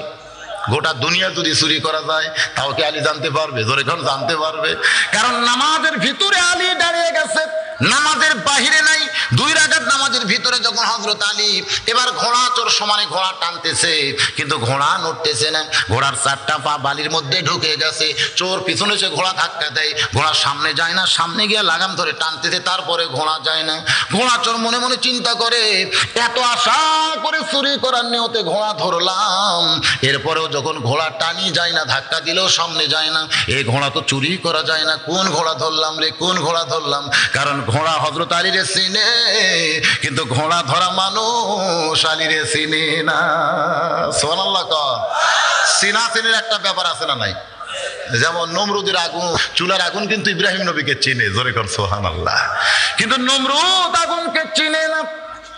ঘোড়া ধরার মানুষটা আলীরে চিনে না, কিন্তু ঘোড়া হযরত আলীরে চিনে। এই জন্যই চোর সমানে টানতেছে, ঘোড়া যখন নড়তেছে না, চোর রাগ করে ঘোড়ার মুখের লাগাম খুলে নিয়ে যখন চইলা যায়, মনের মধ্যে একটা হিংসা হয়েছে, চুরি করার নিয়তে ধরলাম, যখন ঘোড়া চুরি করার পারতেছি না, ঘোড়ার লাগাম আর আমি মুখে রাখবো না, আস্তে করে ঘোড়ার লাগাম খুইলা নিয়ে চোর যখন চইলা যায়, এমন সময় আল্লাহর বান্দা হযরত আলী 2 রাকাত নামাজ শেষ করে মসজিদ থেকে বের হচ্ছেন। বের হওয়ার আগে 2টা দিরহাম হাতের মধ্যে নিয়েছেন। সুবহানাল্লাহ। যদি পকেটের মধ্যে থাকে তাহলে কি পকেটের মধ্যে যদি 2টা দিরহাম থাকে, যদি বাহির হইয়া দেখে যে ঘোড়া তো ঠিকই আছে, মানুষটা ধরি আছে, টাকা 2টা দিব না, আমি তার ওরে দিবার চাইনি, এটা তো মনে মনে ধরে, কারণ ঠিক কি না? এরকম নফস ধোকা দেওয়ার পারে কি পারে না? পারে না।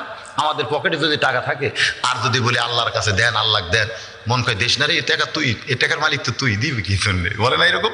এ টাকা তো তোমার টাকা, দেশ না, দেশ না, দেশ না, দিলি লস, দিলি লস। এই মনটা কিন্তু মানুষকে ফাঁকির মধ্যে ফাইলা দেয়।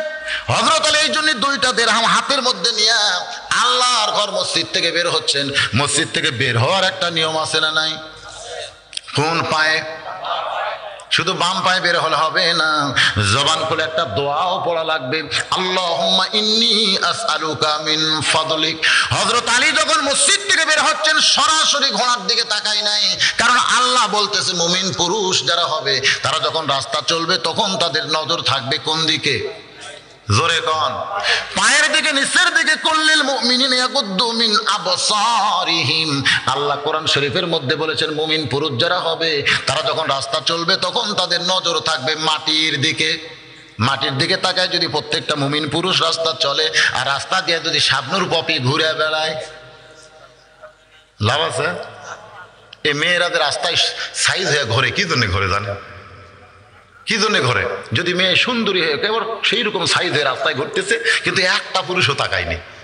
রাসূল বলেছেন ভুল কর্মে যদি একবার নজর যায়, দ্বিতীয়বার তাকানো জায়েজ নাই। একবার তাকাইছে, তাকানোর পর এই যে মাটির দিকে তাকাইছে, আর মেয়ের দিকে তাকাই না। মেয়ে বাড়ির যে কান্নাকাটি করতেছে, একজন বলে কান্দিস কেন? কয় আমার ঢপ নাই। তো ঢপ নাই কেমনে বুঝলি? কয় যে মরদ একবার আমারে দেখছে সে আর দ্বিতীয়বার দেখে নাই। আমার সাইজ যদি ভালো হতো বারবার কুত্তের মতন তাকায় থাকতো, কিন্তু একবার দেখার পর আর কেউ তাকায়নি। আজকে যদি আল্লাহর হুকুম, নবীর হাদিস আমরা আমল করি, তাহলে একটাও বেয়াসাইজা মেয়ে রাস্তায় আসবে না। ধরে কোন ঠিক কিনা? রাস্তায় মেয়েরা কেন আসে? আসার পিছনে কারণ হলো আমরা খালি বারবার ওদের দিকে তাকাই আর মিস কল মারি। বাজান গো, আজকে যুবকেরা উত্তর পাড়া, দক্ষিণ পাড়া, পশ্চিম পাড়ায় ঘুরতেছে। এই মেয়েরা কেন তারা বের হচ্ছে? কারণ এই যুবকদের মিস কলের কারণে। আমরা যুবকগুলো যদি, পুরুষগুলো যদি আল্লাহর আইন পালন করি, একটা মেয়েও কিন্তু রাস্তায় আসবে। জোরে কোন? তাহলে দোষ কি আমাদের না মায়েদের? আমাদের দোষ নাই? আমার ছোট ভাই ওয়াজ করলো, আর দাউস লা ইয়াদখুলুল জান্নাহ, দাউস কোনোদিন জান্নাত পাবে না। হাদিস শরীফে দাউস মানে নারী না। সাহাবারা প্রশ্ন করলেন, হুজুর দাউস কোন নারী? আল্লাহর নবী বলেন দাউস কোন নারী না, দাউস হলো ওই সকল পুরুষ যাদের অধীনে নারীরা পর্দা করে না। দাউস হলো ওই সকল পুরুষ যাদের অধীনে নারীরা কি করে না? পর্দা করে না, তারা হলো দাউস। দাউস মানে নারী না, পর্দা নিয়ে হিনা নারী না। দাউস হলো সকল পুরুষ যাদের অধীনে নারীরা পর্দা করে না। আমার অধীনে আমার বউ আছে না নাই? জোরে কোন আছে না নাই? আমার বউকে যদি আমি পর্দার মধ্যে রাখি, রাখতে পারবো না? ফখরুদ্দিন হওয়া লাগবে, জিল্লুর রহমান হয়ে কাম হবে না, ফখরুদ্দিন হওয়া লাগবে। হ্যাঁ, র্যাবের ভূমিকা পালন করা লাগবে। বাড়িতে গিয়ে বউকে বলবেন, এই তুমি আমার বিবি, তোমার জন্য আমি জাহান্নামে যাওয়ার পারবো না, বাড়ির মধ্যে থাকতে হবে, পর্দা নিয়ে বোরকা নিয়ে বাইরে যাইতে হবে, নসেব বাংলাদেশে বইয়ের অভাব পড়েনি। এরকম যদি একটু সিগন্যাল দেন, রেড সিগন্যাল, উইকার পর্দা ছাড়া বের হবে। যুবতী মেয়ে যদি আপনার অধীনে থাকে, যতদিন বিয়ে দেন নাই, মেয়েটাই কাছে ডাইকে বলবেন, মা খবরদার তুমি বেপর্দা হয়েও না, আমি তোমার বাবা হয়ে বলতেছি, আমি তোমার বাবা, তোমার কাছে জোরহাত করি, মা খবরদার বেপর্দা হয়ে তুমি রাস্তাঘাটে যাইবা না। এরকম যদি আমি অনুরোধ করি, তারপরে না মানলে যদি শাসন করি, মেয়ে আমার কথা শুনবে না। কিন্তু আমার বইয়ের দিকে, আমার মেয়ের দিকে আমার কোনো খবর নাই। আমার 5 পীর অফিসে একদিন একটা ভ্যানওয়ালা আব্দুল মজিদ এসে মুসকি মুসকি হাসতেছে। আমি বলি, আব্দুল মজিদ হাসো কেন? বলে, হাসার কারণ হলো হুজুর, আমার বউ আমাকে আল্লাহর ওলি কয়। আমি চমকে গিয়ে বললাম, আব্দুল মজিদ তুমি ভ্যান চালায় খাও আর তোমার বউ তোমাকে আল্লাহর ওলি কয়, এইটা আমার বিশ্বাস হয় না। বলে, হুজুর আমার মধ্যে আল্লাহ এমন একটা আমল দিছে, যে আমলের কারণে আমার বউ আমাকে আল্লাহর ওলি কয়। আমি বলি, আব্দুল মজিদ রে, সে আমল আমিও করবার চাই, কারণ আমার বউ আমাকে হুজুরই কয় না। ওলি তো দূরের কথা, আমার বউ আমাকে হুজুরই কয় না। যখন ভাত দেবে তখন বলে, সাদিয়ার আব্বা আসেন ভাত খান। যখন বালতি ভরে, সাদিয়ার আব্বা যান গোসল করেন। আমি একদিন রাগ করে বলেছিলাম, এই লক্ষ লক্ষ মানুষ আমাকে হুজুর কয়, আর তুমি বাড়ির বউ হয়ে হুজুর কইলে কি হয়? আর বউ খালি মুসকে মুসকে হাসি আর কয়, জনগণ আপনাকে চিনে না, এই জন্য হুজুর কয়। কিন্তু আমি আপনাকে চিনি, হুজুর হওয়া এত সহজ নয়। সেই দিন আমি বুঝেছি বউয়ের কাছে হুজুর হওয়া খুবই কঠিন, ধরে কোন ঠিক কিনা? কিন্তু আব্দুল মজিদ ভ্যান চলায়, ওর বউ নাকি ওকে আল্লাহর ওলি কয়। আমি কইলাম আমার বিশ্বাস হয় না। কয় হুজুর সত্য কথা, আল্লাহর শপথ, আমার বউ আমাকে আল্লাহর ওলি কয়। তুমি তাহলে কি আমল করো আব্দুল মজিদ শুনতে চাই। বলে হুজুর আমার আমল হলো, আমি গত বছর চা খাই না, পান খাই না, বিড়ি সিগারেট কিছু খাই না, 1 টাকা 2 টাকা করে জমায় 1000 টাকা দিয়ে একটা জামদানি শাড়ি কিনে বউকে দিছি। আমার বউ 1000 টাকার শাড়ি, রিক্সাওয়ালা ভ্যানওয়ালার বউ যদি 1000 টাকার দামের দামদানি শাড়ি পায়, মন খুশি না বেজার? বউ শাড়ি চুমা খায়, ভুগত লাগায়, কোন জায়গায় নিয়ে যায় তার ঠিক নেই। যাকে তাকে সব মেয়েকে বলে আমার স্বামী আমার রিক্সা চলায় খায়, তারপরে 1000 টাকার শাড়ি কিনে দিছে। আমি বললাম বিবি রে, মানুষের তো অনেক দেখাইলা, এবার শাড়ি পরে আমার সামনে একটু দাঁড়াও। আমার বউটা যখন জামদানি শাড়ি পরে আমার সামনে দাঁড়াইছে, হুজুর আমি যেন চোখ বন্ধ করে দেখি বউটা আমার দুনিয়াতে নাই, বউটা আমার জান্নাতের বাগানে যেন হুর হইয়া ঘুরতেছে। বউটাকে আমি আদর করলাম, বউটা শাড়ি পরে থাকলো, আমি চলে গেলাম বাইরে। কিছুক্ষণ বাড়িতে পড়াইসা দেখি শাড়ি আর বইয়ের পরনে নাই। আমি গেলাম বিবিরে, শাড়ি কি করছো? বলে তোমার ছোট ভাই কইছে শাড়িটা ভালো না, তোমার ছোট ভাই কইছে শাড়িটা ভালো না। আব্দুল মজিদ কয় হুজুর আমি হলাম স্বামী, আমার পছন্দের শাড়ি আমার বউকে কিনে দিছি, কিন্তু দেওরা কইছে শাড়িটা ভালো না। আর ভাবির সে কথা এমন পছন্দ হয়েছে শাড়িটার পরলই না। আমি বললাম শাড়িটা ভালো, তোমার কোলে হবে তাই, তোমার ভাই বলতেছে শাড়ি ভালো না, আমি পরবই না। শাড়ি কার জন্য? স্বামীর জন্য না দেওরার জন্য? জোরে এখন কার জন্য? কিন্তু দেওরা কইছে ভালো না, আর বউটা আমার শাড়ি পরলই না। এই বছর রমজানের প্রথম দিকে আমার বউ বলতেছে স্বামী গো আমার শাড়ি আমি কিনবার চাই, আমার 1000 টাকা দেন, আমি মার্কেটে গিয়ে শাড়ি কিনবো, আপনার শাড়ি কেনার আর কোনো দরকার নাই। আমি আব্দুল মজিদ চমকে গেলাম। বর্তমান মেয়েদের মার্কেটে যাওয়ার কোনো পরিবেশ ধরে কোন আছে? আমি বললাম বিবি রে, মার্কেটে যাওয়ার পারবা না, মার্কেটে যাওয়ার পরিবেশ নাই। বউটা খালি ঘ্যান ঘ্যান করে কান্দে, আর আপনার শাড়ি আমি নিব না, আমার শাড়ি আমি কিনবার চাই। আমি তখন দৌড়ে গিয়া দরজা লাগালাম, আমার বাড়ির দরজাতে একটা তালা মারলাম। আমার বউটা বলে তালা মারছো কেন? বলে একটু দেরি করো। আমি দৌড়ে গিয়ে কোদাল হাতে নিলাম, বারান্দায় মারছি চোট। আমার বউ চিল্লায় বলে স্বামী গো দরজা বন্ধ করে বারান্দায় চোট মারলা কেন? আমি বললাম মোর মানুষ মরলে বহু কবর বাইরে খুঁড়েছি, কিন্তু আজকে জীবিত মানুষের জন্য কবর তার বাইরে খোঁড়া যায় না, এই জন্য বাড়ির মধ্যে কবর খুঁড়তেছি। বউ বলে কোন জীবিত মানুষকে কবর দিবা? বলে তুই আমার বউ হইয়া মার্কেটে যাবার চাস, তোরে কবর না দেওয়া পর্যন্ত আমার কলিজার মধ্যে শান্তি নাই। এই জন্য আবার যখন চোট ধরছি হুজুর, আমার বউ দৌড়ে এসে আমার 2টা পা চাইপা ধরে বলে এখনই শাড়ি এনে আমি পরতেছি, এবছর শাড়ি দেওয়া লাগবে না, দুনিয়ার কারো পছন্দের দরকার নাই, আপনি যা বলবেন আমি তাই। বউটা যখন পা ধরে সমানে কাঁদতেছে, আমি আস্তে করে কোদাল ফাইলা দিলাম। আমার বউটা একটু দূরে গিয়ে মুস্কি মুস্কি হাসতেছে। আমি বললাম বিবিরে তুমি কি পাগলি হয়ে গেলে? এখনই কানলে আবার এখনই হাসতেছে। আমার বউটা বলে স্বামী গো এতদিন বিশ্বাস করতাম আপনি আমার স্বামী, কিন্তু কিছুক্ষণ আগে কোদাল দিয়ে যে আমল শুরু করছেন তখন আমার বিশ্বাস হয়েছে আপনি শুধু স্বামী না, আপনি হলেন আল্লাহর ওলি।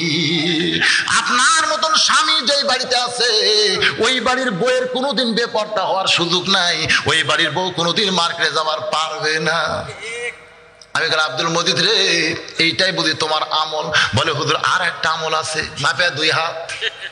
আমি কইলাম মাপে 2 হাত, সে আমলটা কি? বলে হুজুর আমি রাসূলের সুন্নাত বাড়িতে রাখছি, মাপে 2 হাত একটা লাঠি বানাইছি হুজুর, ওই লাঠিটা আমি আস্তে করে তীরের সঙ্গে দড়ি দিয়ে বাঁধে রাখছি।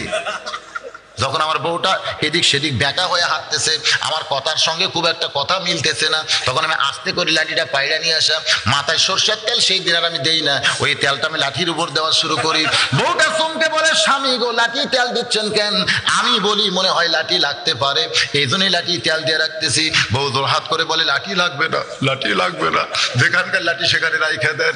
হুজুর এই 2টা আমল আমার বাড়িতে বলবৎ আছে। আমি আব্দুল মজিদের হাত চাইপা ধরে বললাম আব্দুল মজিদ রে তোমার বউ শুধু তোমাকে আল্লাহর ওলি কইছে, আজ থেকে যত জায়গায় ওয়াজ করব প্রত্যেকটা জায়গায় বলবো আব্দুল মজিদ আসলেই আল্লাহর ওলি। রে আল্লাহর বান্দারা, আমার মা বোনদের জন্য বদরশিদের ওয়াজ দেয়া কোনোদিন পর্দা হবে না। আমার মা বোনদের জন্য পর্দা যদি করতে চান তাহলে স্বামী হইয়া নিজের বউকে, বাবা হইয়া নিজের মেয়েকে পর্দার জন্য আইন করা লাগবে। ধরে কোন ভাইজান ঠিক কিনা বলেন? আমার ওয়াজ রাস্তায় আপনার বউ পর্দা করবে? কখনোই পর্দা করবে না, কারণ বক্তার ওয়াজ, এটা তো আইন না, বক্তার ওয়াজ। আর বাড়িতে স্বামী করবে আইন, ধরে কোন কি? আমি কি আইন তৈরি করতে পারবো? আইন করতে হবে আপনাদেরকে। যেটা বলতেছিলাম খুব মনোযোগ দিয়ে শোনেন। হযরত আলী 2টা দিরহাম হাতের মধ্যে নিয়ে মাটির দিকে তাকায় ঘোড়ার দিকে আসতেছেন, নিয়ত করছেন 2টা দিরহাম ঘোড়া ধরার মানুষকে দিবে। কিন্তু ঘোড়ার কাছে আইসা দেখে ঘোড়া ধরা মানুষ নাই, ঘোড়ার মুখেও লাগাম নাই, ঘোড়া ধরা মানুষ নাই, ঘোড়ার মুখেও। এখন হযরত আলী 2টা দিরহাম কারে দেয়? ঘোড়া ধরা মানুষ নাই, ঘোড়ার মুখেও লাগাম নাই। হযরত আলী বললেন বেকায়দায়, কারণ যেই ঘোড়ার মুখে লাগাম নাই সেই ঘোড়ার পিঠে চড়ে কেউ যদি গন্তব্যে যাবার চায়, আপনারা বলেন কি যাইতে পারবে? একই অবস্থা। হযরত আলী চিন্তায় পড়ে গেলেন, এই লাগাম ছাড়া ঘোড়ার পিঠে চড়ে আমি এখন কেমনে যাই, আমি কি করব? বিপদে পড়ে গিয়া ঘোড়ার কানটা ধরে যখন হযরত আলী চিন্তা করেন, এমন সময় দেখতে পায় রাস্তা দিয়ে একজন আল্লাহর বান্দা আসতেছে। সুবহানাল্লাহ বলেন। হযরত আলী মনে মনে চিন্তা করে, আল্লাহ, এই 2টা দিরহাম আমার ওই ভাইটার হাতে দিয়া বলবো পাশের একটা বাজার থেকে ঘোড়ার একটা লাগাম কিনে এনে দেন। আমার ভাইটা যদি লাগাম কিনে এনে দেয়, সেই লাগাম ঘোড়ার মুখে লাগায়া আমি ঘোড়ার পিঠে চড়ে দাওয়াতের কাজে যাবার চাই। এই মনে করে হযরত আলী যখন ঘোড়ার পাশে দাঁড়ায় আছে, লোকটা সীমানার মধ্যে আসলেই সালাম দিয়ে তার হাতে 2টা দিরহাম দিবে। এই মনে করে হযরত আলী ঘোড়ার কানটা ধরে দাঁড়িয়ে আছে। হঠাৎ হযরত আলী বেখেয়ালের মধ্যে এমন সময় লোকটা এসে সালাম দিয়ে বলে, আসসালামু আলাইকুম ইয়া আবা হাসান ও হোসাইন। জোরে কোন সুবহানাল্লাহ। ওই লোকটাই হযরত আলীকে সালাম দেয়, আসসালামু আলাইকুম ইয়া আবা হাসান ও হোসাইন। হযরত আলী চমকে উঠে বলে, ওয়ালাইকুম আসসালাম ভাই, আপনি কি আমারে চিনেন? লোকটা বলে, আপনারে চিনে না এমন মুসলমান দুনিয়াতে নাই। সুবহানাল্লাহ বলে, আপনাকে চিনে না এমন মুসলমান দুনিয়াতে নাই। আর আগেরটা কি কইছিল? আপনি কে হুজুর? আর এই লোকটা বলতেছে, আসসালামু আলাইকুম ইয়া আবা হাসান হোসেন, ও হাসান হোসেনের বাপ, আল্লাহ রহমত আপনার প্রতি নাজিল হোক। জোরে কর সুবহানাল্লাহ।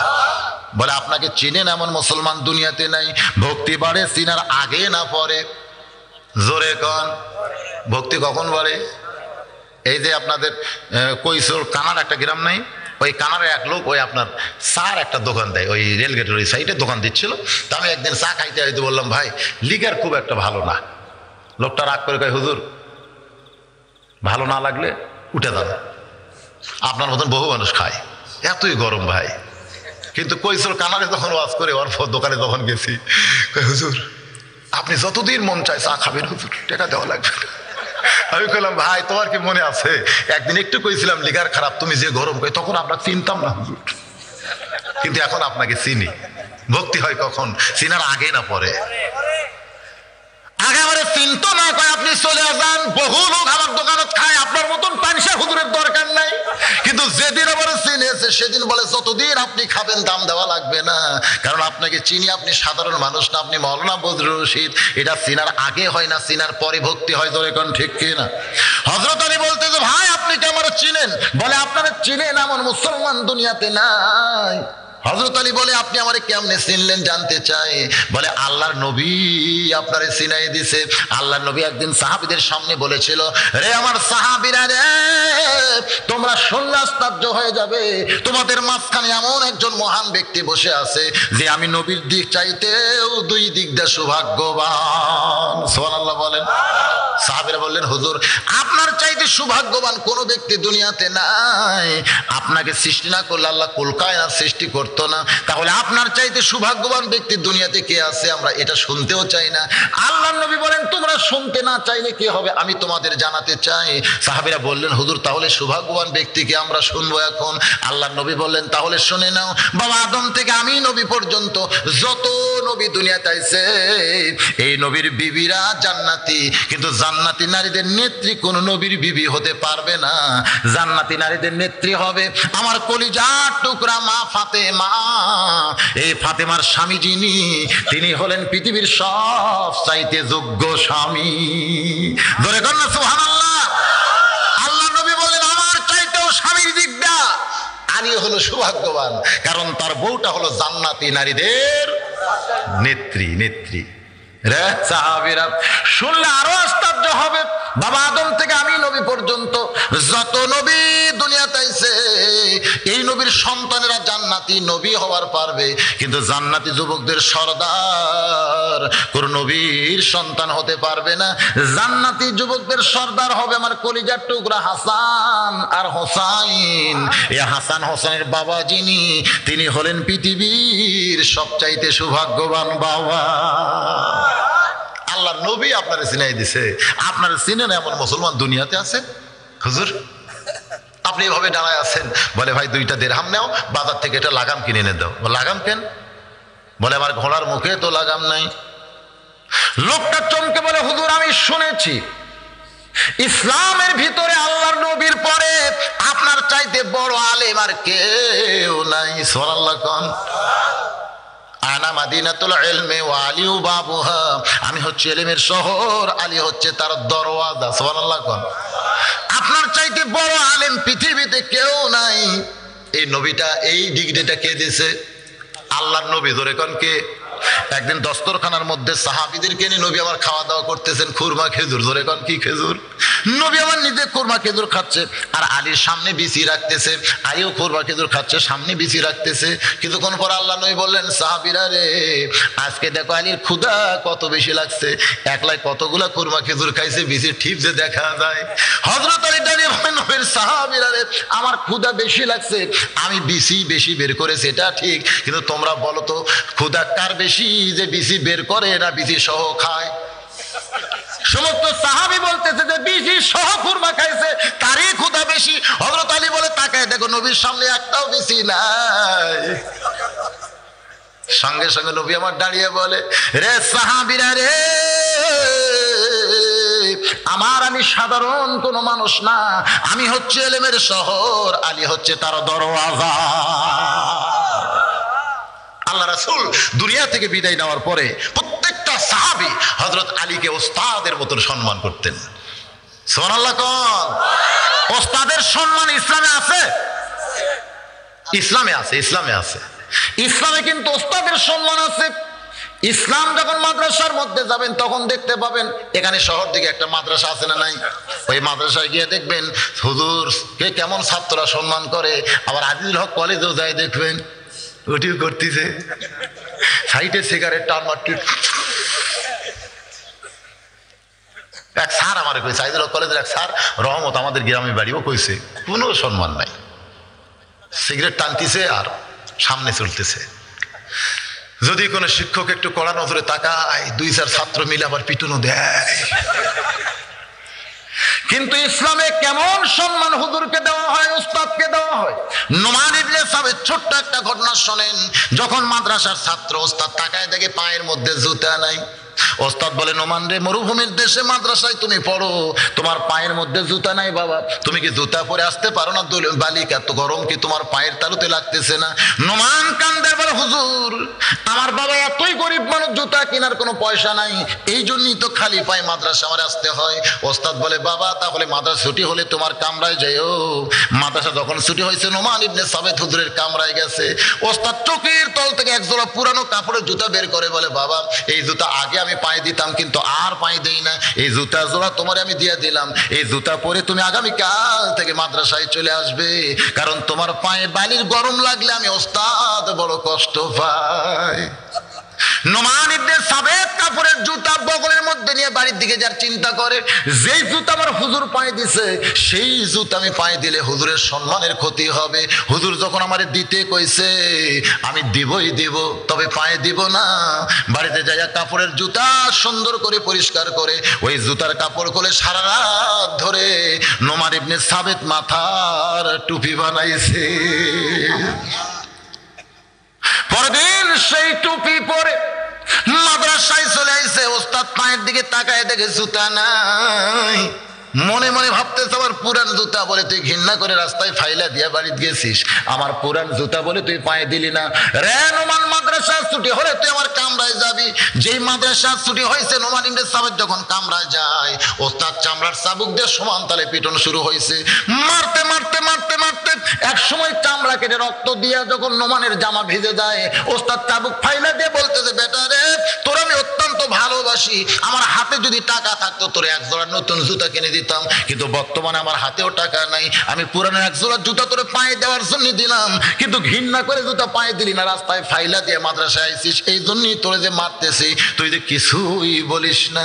নোমান মুসকি মুসকি হাসার পরে, হুজুর আপনি শুধু আমার পায়ের দিকে দেখেন, একটা বার কি আমার মাথার দিকে আপনি দেখবেন না?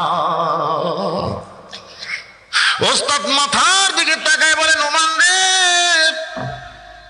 তুই জুতার কাপড় দিয়ে মাথার টুপি বানাইছিস, একটা বার যদি আমার বলতিস বাবা আমি তোরে মারতাম না, তোরে মারতাম না, এত মার তোরে দিলাম, তুই যে কিছুই বললি না। নোমান মুসকি মুসকি হাসে আর বলে, হুজুর গত কয়েকদিন আগে আল্লাহর কোরআন পড়ে যখন ঘুমিয়ে গেলাম, কে দূর থেকে আমারে বলতেছে, নোমান রে, আল্লাহর কোরআন শিখতে গিয়া ওস্তাদের হাতে যত জায়গায় পিটন খাবি, ওই জায়গায় জাহান্নামের আগুন কোনোদিন স্পর্শ করবে না। হুজুর আমাকে আরো মারেন, মারতে মারতে আমার গোটা দেহ রক্তাক্ত করে দেন, দুনিয়ার পিটন আমি সইতে পারবো, কিন্তু জাহান্নামের আগুন আমি সইতে পারবো না। ওস্তাদ সঙ্গে সঙ্গে বুকের মধ্যে নিয়ে কপালে একটা চুমা দিয়ে বলে, নোমান রে, তুই ওস্তাদকে এত সম্মান দিলি বাবা, আমি তোর জন্য আল্লাহর কাছে দোয়া করি, আল্লাহ যেন জগৎ বিখ্যাত আলিম তোরে বানায় দেয়। এই নোমান ইবনে সাবিত আর কেউ না, ইনি হলেন আমাদের ইমামে আজম আবু হানিফা। এখন বলেন, ইসলামে ওস্তাদের সম্মান আছে না নাই? হযরত আলীকে সকলে ওস্তাদ বিশ্বাস করতেন, এই কারণে তাকে সবাই জ্ঞানী জানতেন। লোকটা বলে, হুজুর আপনি এত বড় জ্ঞানী হওয়ার পরে এই লাগাম ছাড়া ঘোড়া নিয়ে কেমনে বের হলেন জানতে চাই। হুজুর আপনি লাগাম ছাড়া ঘোড়া নিয়ে কেমনে বের হলেন জানতে চাই। হযরত আলী বলেন, ঘোড়ার মুখে লাগাম ছিল কিন্তু বর্তমানে নাই। বর্তমানে কেন নাই? বলে এত প্রশ্ন কেন? বল প্রশ্ন এই জন্য, আপনি সাধারণ মানুষ না, সাধারণ মানুষ হলে এত প্রশ্ন করতাম না, আপনি হলেন জ্ঞানী আলেমদের আলেম। ধরে করেন সুবহানাল্লাহ। জ্ঞানী মানুষ ভুল করলে সাধারণ মানুষ কিন্তু তারা চুবড়ে ধরে, ধরে কি ধরে না ভাই? 12টাতে পার হয়ে গেছে, আর কিছুক্ষণ করবো না, রাত হয়ে যাক না। জ্ঞানী মানুষ ভুল করলে সাধারণ মানুষের চুবড়ে ধরে, এটা আমার জীবনে বাস্তব। আমি 5 ফিট বাজারে এই পকেটে 200 টাকা রাইখা আমি বাজার করতেছি, আলু বেগুন মরিচ সব কেনা হয়েছে। কেনার পরে তখন পকেটে হাত দিয়ে টাকা নেই, দোকানদার বলতেছে, কি খুঁজতেছেন? বললাম, টাকা ভাই, এই পকেটে টাকা রাখছিলাম তা নাই। হুজুর আপনি ওয়াজ করেন? না। হ্যাঁ ওয়াজ করি তো। আপনার ওয়াজ জনগণ শোনে? শোনে তো না। কোন পকেটে টাকা রাখা লাগবে সেটা যে জানে না, তার ওয়াজ জনগণ শোনে? হুজুর এই পকেটের মধ্যে টয়লেট পেপার, মেসোয়াক, চিরুনি এগুলা রাখবেন, আর টাকা রাখবেন এই পকেটে। আপনি এত বড় আলেম হইয়া কোন পকেটে টাকা রাখা লাগবে সেটাই আপনি জানেন না। আপনি ওয়াজ করেন, জনগণ আপনার ওয়াজ শোনে? আমি কইলাম, ভাই টাকা হারাছে আমার, আর তুমি হয়েছে গরম। গরম হবো না মানে? আপনার শিক্ষিত মানুষ কোন পকেটে টাকা রাখা লাগবে তাই জানেন না? আমি দোহাত করে বললাম, ভাই তোমার ব্যাগের সব কিছু ঢালে নেও, ব্যাগটা খালি আমারে দাও। বলে, হুজুর আপনি গোটা দোকান নিয়ে যান, আমার আপত্তি নেই, কিন্তু আপনি এই ভুল করলেন কেন? সাইড থেকে একজন বলতে, যে কি হয়েছে রে? আমি দোহাত করে বললাম, ভাই তুমি যা দেওয়া দিছো অকার খইও না, ও যদি আবার তেমন দেয়। আমি যখন বাজার নিয়ে 5 ফিট স্টেশনের দিকে আইলাম, সবাই বলতে, হুজুর আপনার পকেটের টাকা নাকি পকেট মারছে। হাই রে সর্বনাশ। যাই শুনতেছে তাই বলতে, হুজুর আক্কেল নাই রে, কোন পকেটে টাকা রাখা লাগবে আক্কেল নাই। সেদিন থেকে আমি বিশ্বাস করি, জ্ঞানী ব্যক্তি যদি ভুল করে সাধারণ মানুষ তার চুবড়া ধরে। হযরত আলী জ্ঞানীর বাপ ছিলেন, জোরে কান সুবহানাল্লাহ। যার কারণে লোকটা বলে, হুজুর এত বড় জ্ঞানী মানুষ হইয়া আপনি লাগাম ছাড়া ঘোড়া নিয়ে কেমনে বের হলেন? হযরত আলী বলতে, ঘোড়ার মুখে লাগাম ছিল কিন্তু বর্তমানে নাই। বর্তমানে কেন নাই? আলী বলতেছেন, পরে বলবো, তুমি 2টা দিরহাম দিয়ে আমার জন্য একটা ঘোড়ার লাগাম কিনে নিয়ে আসো, পরে তোমাকে আমি বলবো। বলে, হুজুর আগে বললে একটু ভালো হতো। আলী বলতেছে, তাহলে আমার মনে হয় তুমি লাগাম কিনে আনবে না, তুমি এইরকম পেচুক মানুষ, খালি বারবার পেঁচাও কেন? বলে, হুজুর অবশ্যই আনবো। 2টা দিরহাম হাতের মধ্যে নিয়ে বলে, আপনার লাগাম এই জন্যই আনবো যদি হাসরের ময়দানে আল্লাহ আমারে জান্নাত দেয়। জোরে কান সুবহানাল্লাহ। হযরত আলী বলে, আমার ঘোড়ার লাগাম এনে দিলি আল্লাহ তোমারে জান্নাত দিবে, এই বুঝটা তোমারে কে দিয়েছে? বলে, এই বুঝটা তো আমি পাইছি হযরত ওসমান গনির কাছে। জোরে কান সুবহানাল্লাহ। আল্লাহ নবী যখন বললেন, আলী রে আমার ফাতেমাকে বিয়ে করতে গেলে বিবাহের মোহর আদায় করতে হবে, তুমি মোহর স্বরূপ কি দিবে? আলী বলতেছে ইয়া রাসূলুল্লাহ, আমার মতন গরিব মানুষ দুনিয়াতে নাই, আমি মোহরা কোত্থেকে দিব জানতে চাই। আল্লাহ নবী বললেন মাথার হেলমেট বিক্রি করো বাজারে গিয়া, যেটা হবে সেটাই তোমার ফাতেমার মোহর আদায় করতে হবে। তখনই হযরত আলী মাথার হেলমেট হাতে নিয়ে বাজারের দিকে যখন বিক্রি করার নিয়তে দৌড় দেয়, পিছন দিক থেকে ওসমান ডাকতেছে আলী ভাই। হযরত আলী তমকে গিয়ে বলতেছে ওসমান ভাই এমন করে আমার পিছন থেকে কেন ডাকতেছেন জানতে চাই। বলে আপনি যে হেলমেট বাজারে বিক্রি করার জন্য দৌড় শুরু করেছেন, ওই হেলমেট যদি আমি ওসমান কিনি আপনি কি আমার কাছে বেচবেন না? হযরত আলী খুশি হয়ে বলতেছে আপনার মতন খরিদ্দার যদি পাই তাহলে আমি আলীর আর কোনো চিন্তা নাই। সুবহানাল্লাহ। ওসমান গনি বললেন কত দাম নিবা? হযরত আলী বললেন চাইলেই ঠকা। আমি হলাম গরিব মানুষ, আপনি হলেন ধনী মানুষ, আপনার কাছে কত আমি চাবো? গরিবদের চাওয়ার আর কি আছে? যা আপনার মনে নয় একটা দিয়ে দেন। সঙ্গে সঙ্গে হযরত ওসমান এক থলিয়া টাকা হযরত আলীর হাতে দিলেন। হয়তো হেলমেট কেন ওসমানের হাতে দিয়ে যখন দৌড় শুরু করবার চান, ওসমান করে পেছন দিক থেকে ডাক দেয় বলে আলী ভাই কত দিলাম, একটাবার কি গুনে দেখবা না? আলী মুস্কি মুস্কি হাসে আর বলে এক মুসলমান আর এক মুসলমান কোনোদিন ঠকায় না। বলে গুনে দেখা হলো রাসূলের সুন্নাত। গুনে দেখা কার সুন্নাত? এটা এই জন্য ওসমান বলেছেন, আল্লাহ বলেছেন, কারণ ফাতেমার বিবাহের মহরনা কত এর সংখ্যা জানার দরকার আছে না নাই? গুনে দেখলেন 480 দিরহাম।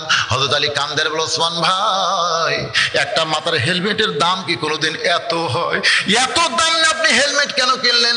ওসমান কান্দের বলে আলী রে, আসাদুল্লাহিল গালিব যে হেলমেট মাথায় দেয় গোটা দুনিয়া বিক্রি করলে সে হেলমেট কোনোদিন কেনার উপায় নাই, আমি আবার তোমার হেলমেট তোমারে দিয়ে দিলাম।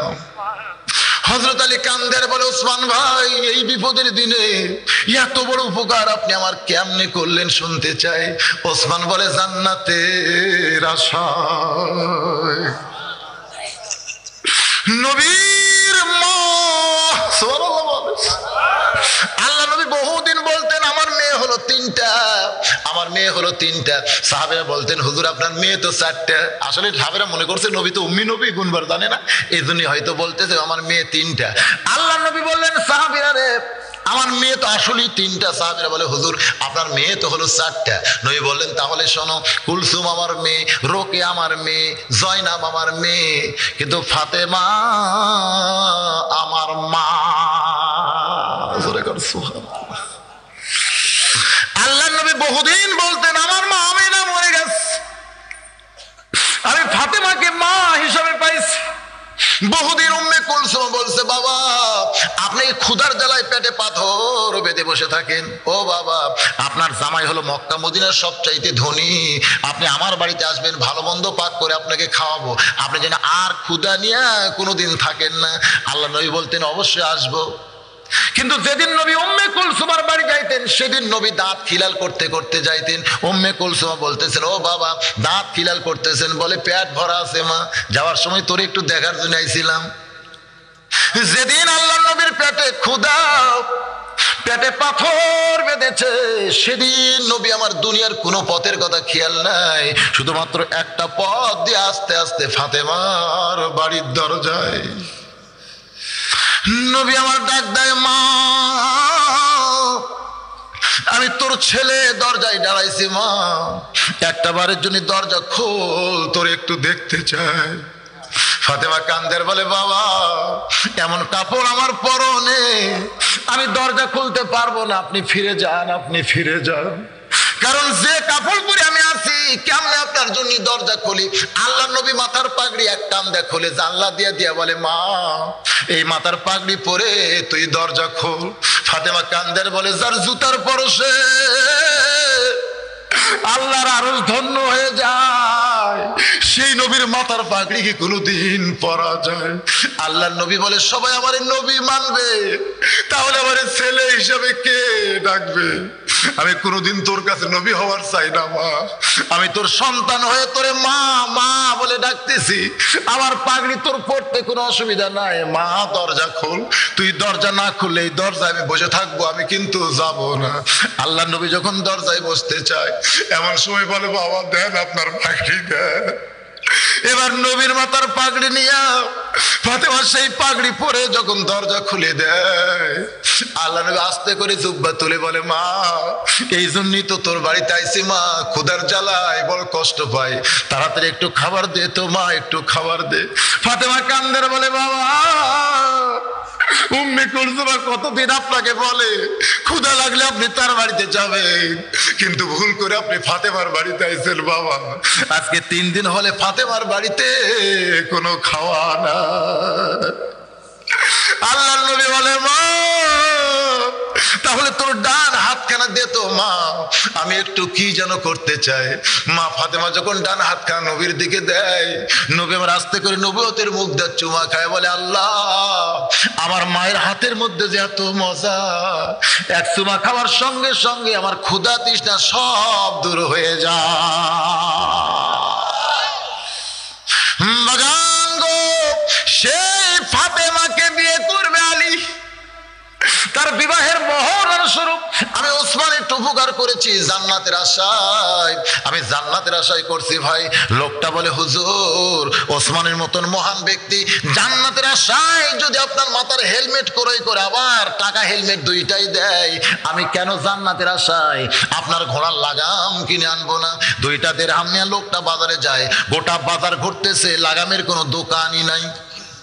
যেই দোকানে যায় সেই দোকানদারি বলে, এই বাজারে কোনোদিন লাগাম বিক্রি হয় না, আপনি গোটা বাজার ঘুরলে কি হবে, ঘোড়ার লাগাম তো আপনি পাবেন না। এইটা হলো ফত্তালি বাজার, এখানে তো সবকিছু পাওয়া যায় না, ধরে কোন ঠিক কিনা? আপনি সোনার দোকানে সোনা পাবেন, কাপড়ের দোকানে কাপড় পাবেন, রাজা বাজারে গিয়ে কি কাপড় খুঁজবেন? রাজা বাজারে কেউ কাপড় কিনবার যায়? কি কিনবার যায়? বুঝলেন না? বগুড়াতে যেমন এক একটা মার্কেটে একটা নামের কারণেই চলতেছে, রে আল্লাহর বান্দা, সমস্ত বাজারের লোকজন বলতেছে এই বাজারে কোনোদিন ঘোড়ার লাগাম পাওয়া যায় না, এখানে সবকিছু পাওয়া যায় কিন্তু ঘোড়ার লাগাম তো পাবেন না। লোকটা মনে মনে চিন্তা করে, এমন একটা মহান ব্যক্তির ঘোড়ার লাগাম কেনার জন্য আইলাম, আর লাগাম ছাড়া দিরহাম নিয়ে যদি তার সামনে দাঁড়ায় সে তো মনে বড় কষ্ট পাবে। এই নিয়তে লোকটা যখন ফিরে আসতে চায়, এমন সময় লাগাম চোরা, ধরে কোন কি চোরা? লাগাম চোরা চিল্লাই বলতেছে, কে নিবা লাগাম, কে নিবা লাগাম, কে নিবা লাগাম? লোকটা সামনে গিয়ে সালাম দিয়ে বলে, ভাই তোমার মতন ভালো মানুষ এই দুনিয়াতে আর কেউ নাই। আমি যখন ফিরেই যাচ্ছিলাম লাগাম কিনতে পারতেছি না, তখন তুমি কে নিবা লাগাম, কে নিবা লাগাম, কোন জায়গার থেকে আল্লাহ যে তোমারে পাঠাই দিছে। চোর খালি থরথর করে কাঁপতেছে, কারণ চোরকে যদি কেউ ভালো কয় তখন তার অবস্থা ভালো না খারাপ হয়, বুঝেন না?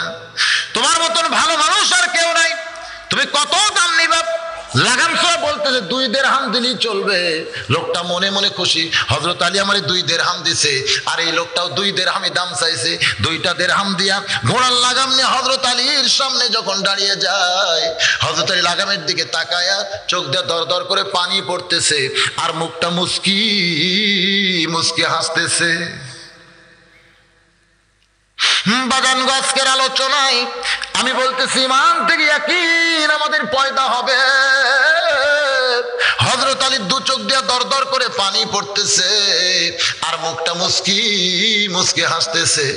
আমার রাসূল বলেছেন, ইত্তাকু ফিরাসাতাল মুমিনিনা ফাইন্নাহু ইয়ানজুরু বিনুরিল্লাহ, মুমিনদের দৃষ্টি নজরকে তোমরা ভয় করো, তারা তোমাদের মতন দেখবে না, তারা যা দেখবে আল্লাহর নূরের সাহায্যে। জোরে কান সুবহানাল্লাহ। তারা যা দেখবে কি দিয়া? আল্লাহর নূর দিয়া। আমরা 2 চোখ দিয়ে যা দেখি তাই বিচার করি, জোরে কান ঠিক কিনা? এই 2 চোখ দিয়ে দেখলে হবে? 2 দিক দিয়ে চোখ দেখলে আমাদের অনেক সময় ঈমানটা নষ্ট হবে। ইয়ানজুরু বিনুরিল্লাহ, নূরের চোখ দিয়ে দেখতে হবে। নূরের চোখ যদি খুলতে চান, কোন জিনিসটা হাতে নিতে হবে ভাইজান? আল্লাহর কোরআন। সুবহানাল্লাহ বলেন। এই কোরআনকে নূর বলা হয়েছে, আলো বলা হয়েছে। এই কোরআন যত তেলাওয়াত করবেন, ওয়াইজা তুলিয়াত আলাইহিম আয়াতুহু জাদাতুহুম ঈমানান। আজকের এই মাহফিলে তো কোনো কালেকশন নাই, আছে? দেখেন যদি চেষ্টা, মানে আমি ওয়াজ করতেছি ভাইজান, একজন পিছন থেকে বলতেছে বেশি রাত না, ফজর নামাজ পড়বে না, ঠিক আছে তো? বাড়ির যে ঘুম পড়া লাগবে ফজরের নামাজ, আসলে তো তাই, বেশি রাত জায়গা যদি ঘুম দেই নামাজ যদি না হয়। মুরব্বী যা বুঝে ঠিকই বুঝছে, কিন্তু একটা মন্ত্র আমি আপনাদের শিখাই দিব, এইটা যদি আপনারা তেলাওয়াত করে ঘুমায়া যান, আল্লাহ আপনাদের চেতন করে দিবে। সুবহানাল্লাহ কন। সেই মন্ত্রটা কি? আল্লাহুম্মা বিইসমিকা আমুতু আহইয়া। ওযু করে এই দোয়াটা পড়ে দরুদ পড়তে পড়তে আপনারা ঘুমায় যাবেন। মুয়াজ্জিনের আসসালাতু খায়রুম মিনান নাওম যতই ল্যাপ মাথার উপর দিয়ে তুলে দেন কানের মধ্যে ঢুকে দিবে আল্লাহ। কারণ ঘুম দেওয়ার মালিককে। অনেক লোক কিন্তু রাত 12টার পরে ঘুমের বড়ি খায়, তাও ঘুম ধরে না। ধরে কোন ঠিক না? এরকম আছে না নাই? তাহলে ঘুম দেওয়ার মালিককে, চেতন করার মালিককে। আল্লাহ পাকের কাছে আমরা দোয়া করব, আল্লাহ যেন আজকে আমাদের সবাইকে চেতন পাইয়া ফজরের নামাজ যেন জামাতের সঙ্গে আদায় করার তৌফিক দেয়। সকলে বলে আল্লাহুম্মা আমিন।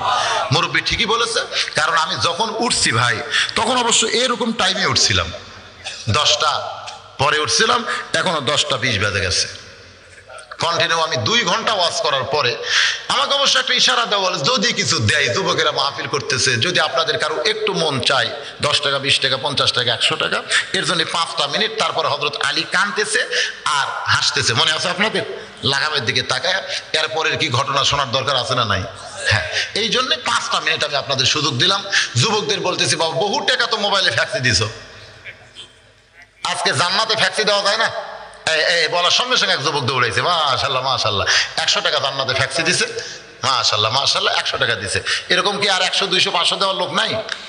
হ্যাঁ, শহর দিকে আল্লাহ রহমত করবে। আসো বাবা, এদিকে আসো, রহমত যাই বলতেছে, একটু আসো, রহমতুল্লাহ চলে আসো, সোনার চান চলে আসো, 10 12 20 12 যাই যাবার আল্লাহর রাস্তায় একটু দান করো। আল্লাহর একজন বান্দাকে চকচকে 100 টাকা দিছে বাবা। দেখেন তো এরকম কারো মন চায়? এই যুবকদেরকে সহযোগিতা করেন, কোরআনের মাহফিল প্রত্যেক বছর করবে, না করলে গান নিয়ে আসবে। কয়দিন আগে ফরিদা পারভিনের গান হলো না? হ্যাঁ, এই জায়গাতে আছে। মাশাআল্লাহ, কি রে, মাশাআল্লাহ না মরশাল্লাহ? এই জায়গায় হয়েছে, এই জায়গায়। আল্লাহ, আসলে জায়গার কোনো দোষ নাই, জায়গার কোনো দোষ নাই। ওদিকে অন্ধকার, ওদিকে অন্ধকার, ওই অন্ধকারের কোনো দোষ নাই। আলো জ্বলান লাগবে, তোর এখন ঠিক কিনা? আলো জ্বলাইলে অন্ধকার দূর হয়ে যাবে। জায়গার কোনো দোষ নাই, জায়গাটা আজকে জান্নাতের বাগান হয়ে গেছে। তো আপনারা গানের মাহফিল না করে যুবকরা যেন কোরআনের মাহফিল করে সহযোগ। ওয়ালাইকুম আসসালাম, মাশাআল্লাহ। আমার এক ভাই 100 টাকা করছে দান, আর এক ভাই 100 টাকা দান করছে, আল্লাহ কবুল করেন। আল্লাহ বিসমিল্লাহির রহমানির রহিম। আল্লাহ তোমার একজন বান্দা 40 টাকা করা মানিকে যা ছিল সব করছে দান, আল্লাহ কবুল করেন। আর একজন 10 টাকা করছে দান, ভ্যান চালায়, জমি জমা নাই, ভ্যান চালায়। দেখেন কি বুঝেছে, ওইটা আমার সম্পত্তি। আল্লাহ শরীরকে যেন সুস্থ রাখে, কামাই যেন বরকত দেয়। এই কোরআনের মাহফিলে দান করার কারণে আল্লাহ যেন জান্নাত ঘরের মালিক বানায়। আল্লাহ তোমার বান্দারা পাগলের মতন দান করতেছে, আল্লাহ কবুল করেন। যারা যে নিয়তে দান করলো আল্লাহ দানকে কবুল করেন। আল্লাহ নেক নিয়ত নেক আশা পুরা করেন, আল্লাহুম্মা আমিন। আল্লাহ তোমার একজন যুবক বান্দা বলছিলেন এমনি হবে ফিতনা, আমি ফিতনাকে মহব্বত করি, এর উত্তর পাইনি। এই উত্তর পান নাই? মোবাইলে শুনছেন তাই না? ঠিক আছে, আজকে উত্তর দিয়ে দিও, মাশাআল্লাহ। হ্যাঁ, একটা উত্তর পাই নাই, মোবাইলে ওয়াজ শুনছে তো, মোবাইলের ওয়াজগুলো অর্ধেক তোলে না, এই জায়গাতেই বড় বিপদ। আল্লাহ তোমার একজন বান্দা 20 টাকা, আর একজন 10 টাকা, আর একজন 10, আর একজন 20, আর একজন 40, আর একজন 120, মাশাআল্লাহ মাশাআল্লাহ। 500 টাকার লোক সব দিকে নাই রে, 500 টাকার লোক নাই রে, 500 টাকার লোক নাই নাই নাই নাই। কেউ দেখান না কে ভাই? না থাকলেও খালি টাকাটা দেখান তো, দেখে আছে। আল্লাহ তোমার একজন 10, আর একজন 100, আর একজন 100 টাকা করছে দান, আল্লাহ দান কবুল করেন। আল্লাহ নেক নিয়ত নেক আশা পুরা করেন, সকলে বলে আমিন। সভাপতি সাহেব দিবে তাই বলতেছেন, সভাপতি তাই বলতেছেন।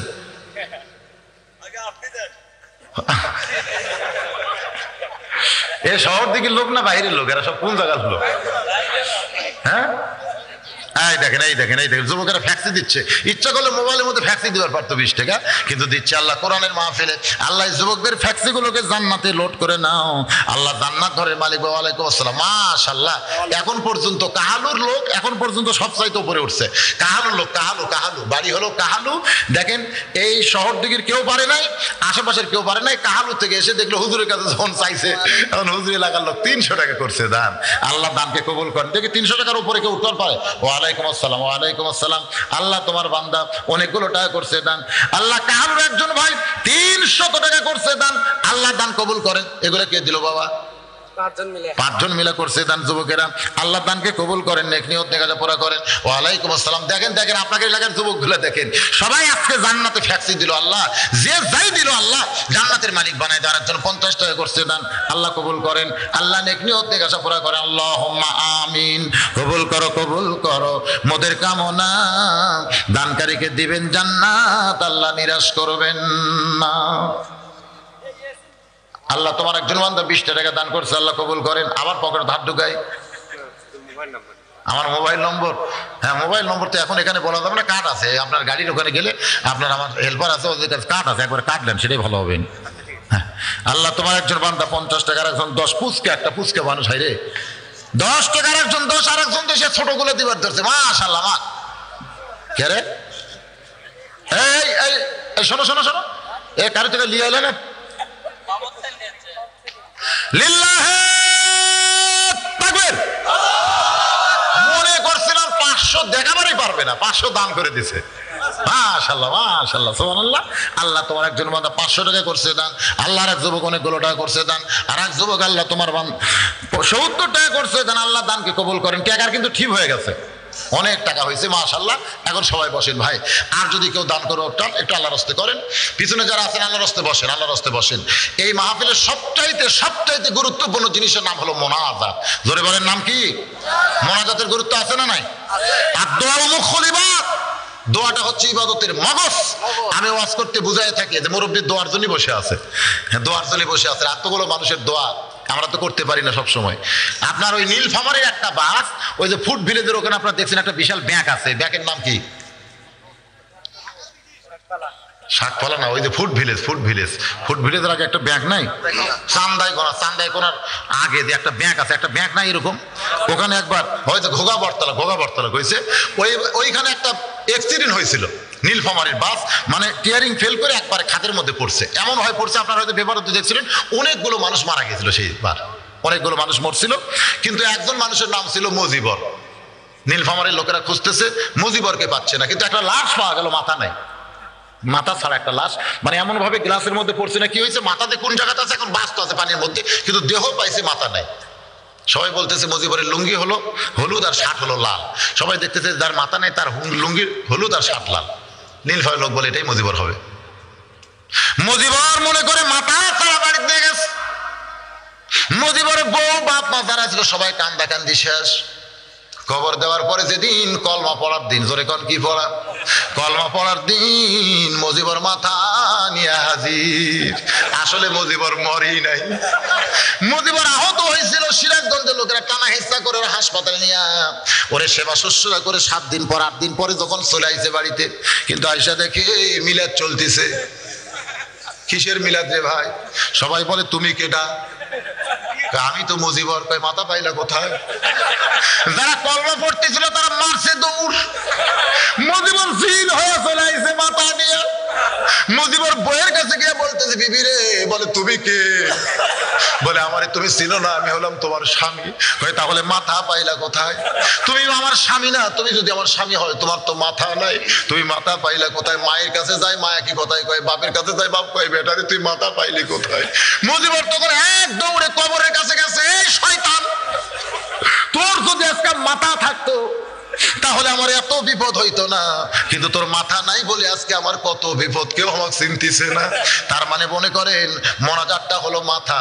যারা মোনাজাত ছাড়া বাড়িতে যাবেন এরা হলো মাথা ছাড়া, জোরে কোন কি ছাড়া।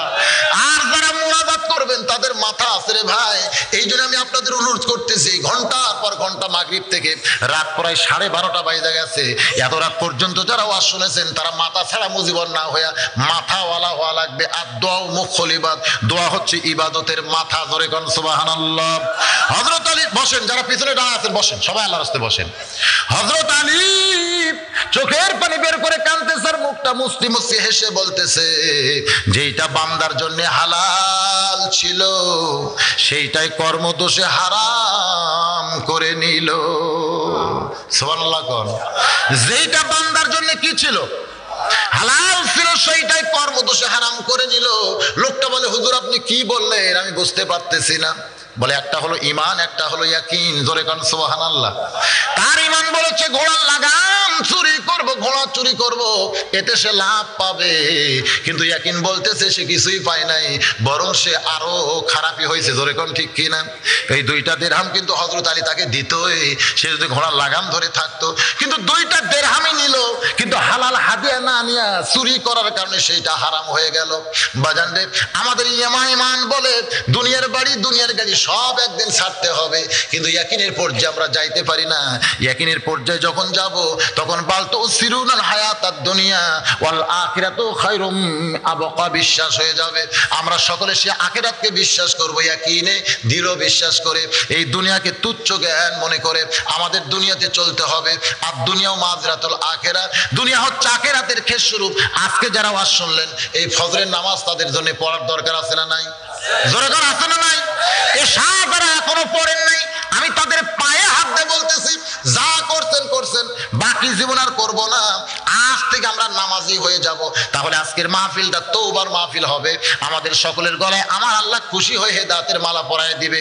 সকলে বলি আল্লাহুম্মা আমিন। ইস্তিগফার পড়েন, আস্তাগফিরুল্লাহ রব্বি মিন কুল্লি জামবি ওয়া তুবু ইলাই, আস্তাগফিরুল্লাহ রব্বি মিন কুল্লি জামবি ওয়া তুবু ইলাই, আস্তাগফিরুল্লাহ। যারা পেছনে দাঁড়িয়ে আছেন অন্তত মোনাজাতের সময় বসেন। বসাটা হলো আদবি। বাবা এতক্ষণ যারা দাঁড়িয়ে আছেন কত কষ্ট, এখন একটু বসেন। বসাটা হলো আদবি, দাঁড়ানো হলো বেদবি। বিশেষ করে মোনাজাতের ক্ষেত্রে আল্লাহর দরবারে আমরা হাত তুলবো। আমাদের চাইতে বড় ফকির পৃথিবীতে আর কেউ নাই। এই জন্য সবাই কয়েকবার ইস্তিগফার পড়ে নি, আস্তাগফিরুল্লাহ রব্বি মিন কুল্লি জামবি ওয়া তুবু ইলাই, আস্তাগফিরুল্লাহ রব্বি মিন কুল্লি জামবি ওয়া তুবু ইলাই, লা হাওলা ওয়ালা কুওয়াতা ইল্লা বিল্লাহিল আলিয়্যিল আযীম।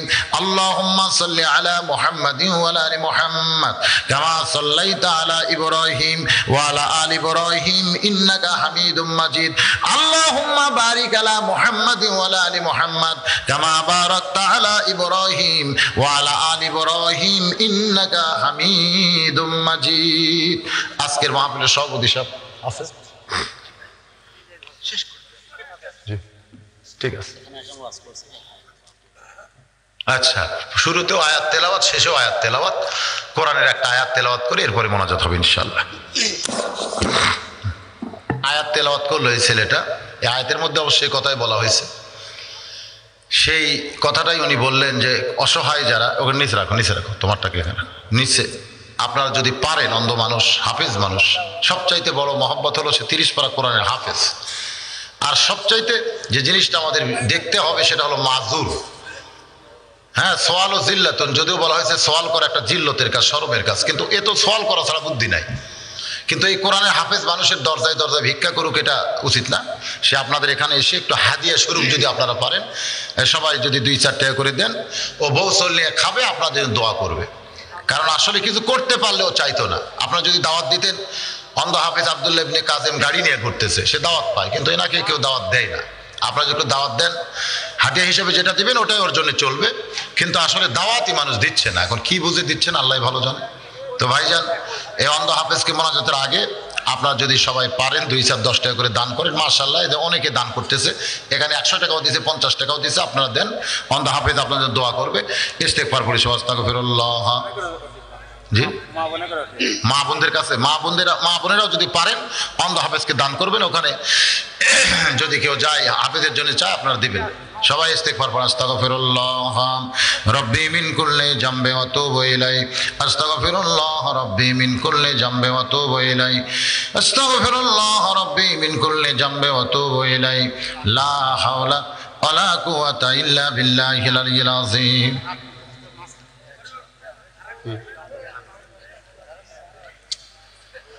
এখনই দোয়া হবে। যারা হাফেজ সাহেবকে দিবেন তারা পরেও দিতে পারবেন মোনাজাতের পরে। এখন দোয়া হবে, দোয়ার জন্য সকলে বসেন, আল্লাহর রাস্তায় বসেন। অনেক টাকা হাফেজ সাহেবকে দিয়েছেন, আপনারা দিবেন, কারণ এসব মাহফিল নিয়ে যাওয়া যায় না, বড় একটা বিপদ। অন্ধ মানুষ আমি আগে মাঝে মাঝে সাথে রাখতাম, এবছর আমার সঙ্গে খুব একটা নাই, কি করে খাচ্ছে আল্লাহ ভালো জানে। তো আজকে যখন এসেছে, রাস্তার পাশে মাহফিল তো শুনেছে মানুষের কাছে, বগুড়ায় মাঝে মধ্যে যায়, আপনারা সবাই চিনেন। এটা করা ছাড়া বুদ্ধি নেই। ইমামতি করতে চায়, কয় কানার পাতে নামাজ পড়া জায়েজ নেই। মুয়াজ্জিনি করতে গেলে কয় কারেন্টের যুগ, শর্ট খেয়ে যদি মরে, বোঝেন না। কিন্তু সব না পারলেও বিয়া করছে, এই জায়গার যে কেমনে পারে আল্লাহ ভালো জানে। কয় আমি কিছুই করবার পারি না, কিছুই করবার পারি না, তো সোনার বাপ কেমনে হয়? ওই জায়গা পারে তো, পারেই তো ভুল করছে, ওই জায়গায় তারাই ভুল করছে।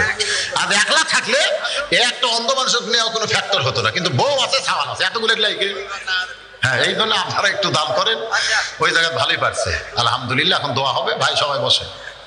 اللهم صل على سيدنا شفينا حبيبنا نبينا مولانا محمد وعلى آله وصحبه وبارك وسلم اللهم آمين اللهم أنت السلام ومنك السلام تباركت يا ذا الجلال والإكرام ও দরদি আল্লাহ কঠিন শীতের মধ্যে টপ টপ করে নিয়র পড়তেছে গায়ে তারপরেও তোমার পাগল বান্দারা তোমার পাগলি বান্দিরা আরামের বাড়ি আরামের ঘুমকে বাদ দিয়া কোরআন হাদিসের মহব্বতকে কলিজার ভিতরে নিয়া এই জান্নাতের বাগানে বসে বসে কোরআন হাদিসের ওয়াজ শোনার শেষে আমি গুনাহগারের সঙ্গে রহমতের দরজায় ফকির হয়ে দোকানে হাত তুলেছে মেহেরবানি করে আজকের মাহফিল আমাদের সকলের হেদায়েতের জন্য নাজাতের জন্য জান্নাতের জন্য কবুল করে নাও এই মাহফিলের শুরু থেকে শেষ পর্যন্ত যত আলোচনা হয়েছে এর মধ্যে যদি ত্রুটি হয় ভুল হয় মাফ করে দাও এর জাহাদিয়া মঞ্জুর করো সোনার মদিনায়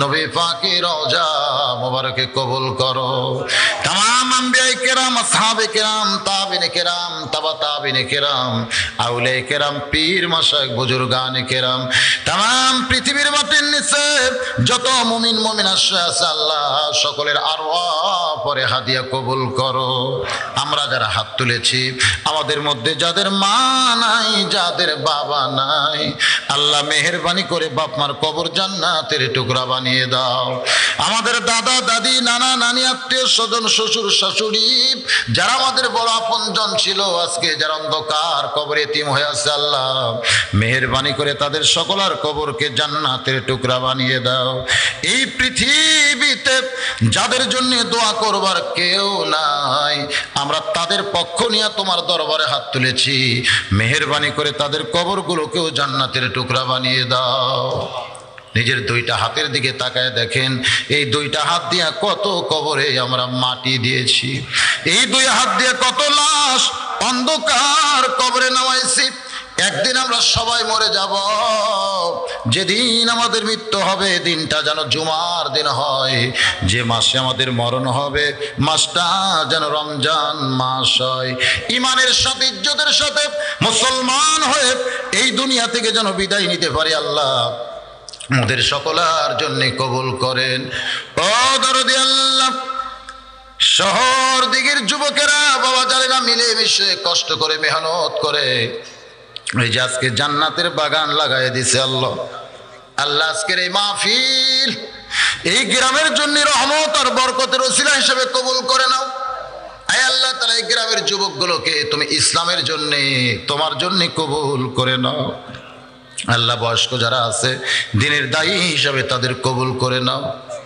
অসুস্থ কেউ থাকলে সুস্থ করে দাও অভাব থাকলে মোচন করে দাও পর্দার অন্তরালের মা বোনেরা আয় আল্লাহ তাআলা আবিদা সালিহা পর্দানিশী কবুল করে মা ফাতিমার সঙ্গে জান্নাত দিও আল্লাহ গোটা বিশ্বের মুসলমানকে মাফ করো বিশ্বের মুসলমানকে হেফাজত করো আমার বাংলাদেশের প্রতি রহম করো বাংলাদেশের সকলের প্রতি আল্লাহ তুমি রহম করো খাস করে আলেম ওলামার প্রতি তুমি রহম করো আল্লাহ ও দরদি আল্লাহ মেহেরবানি করে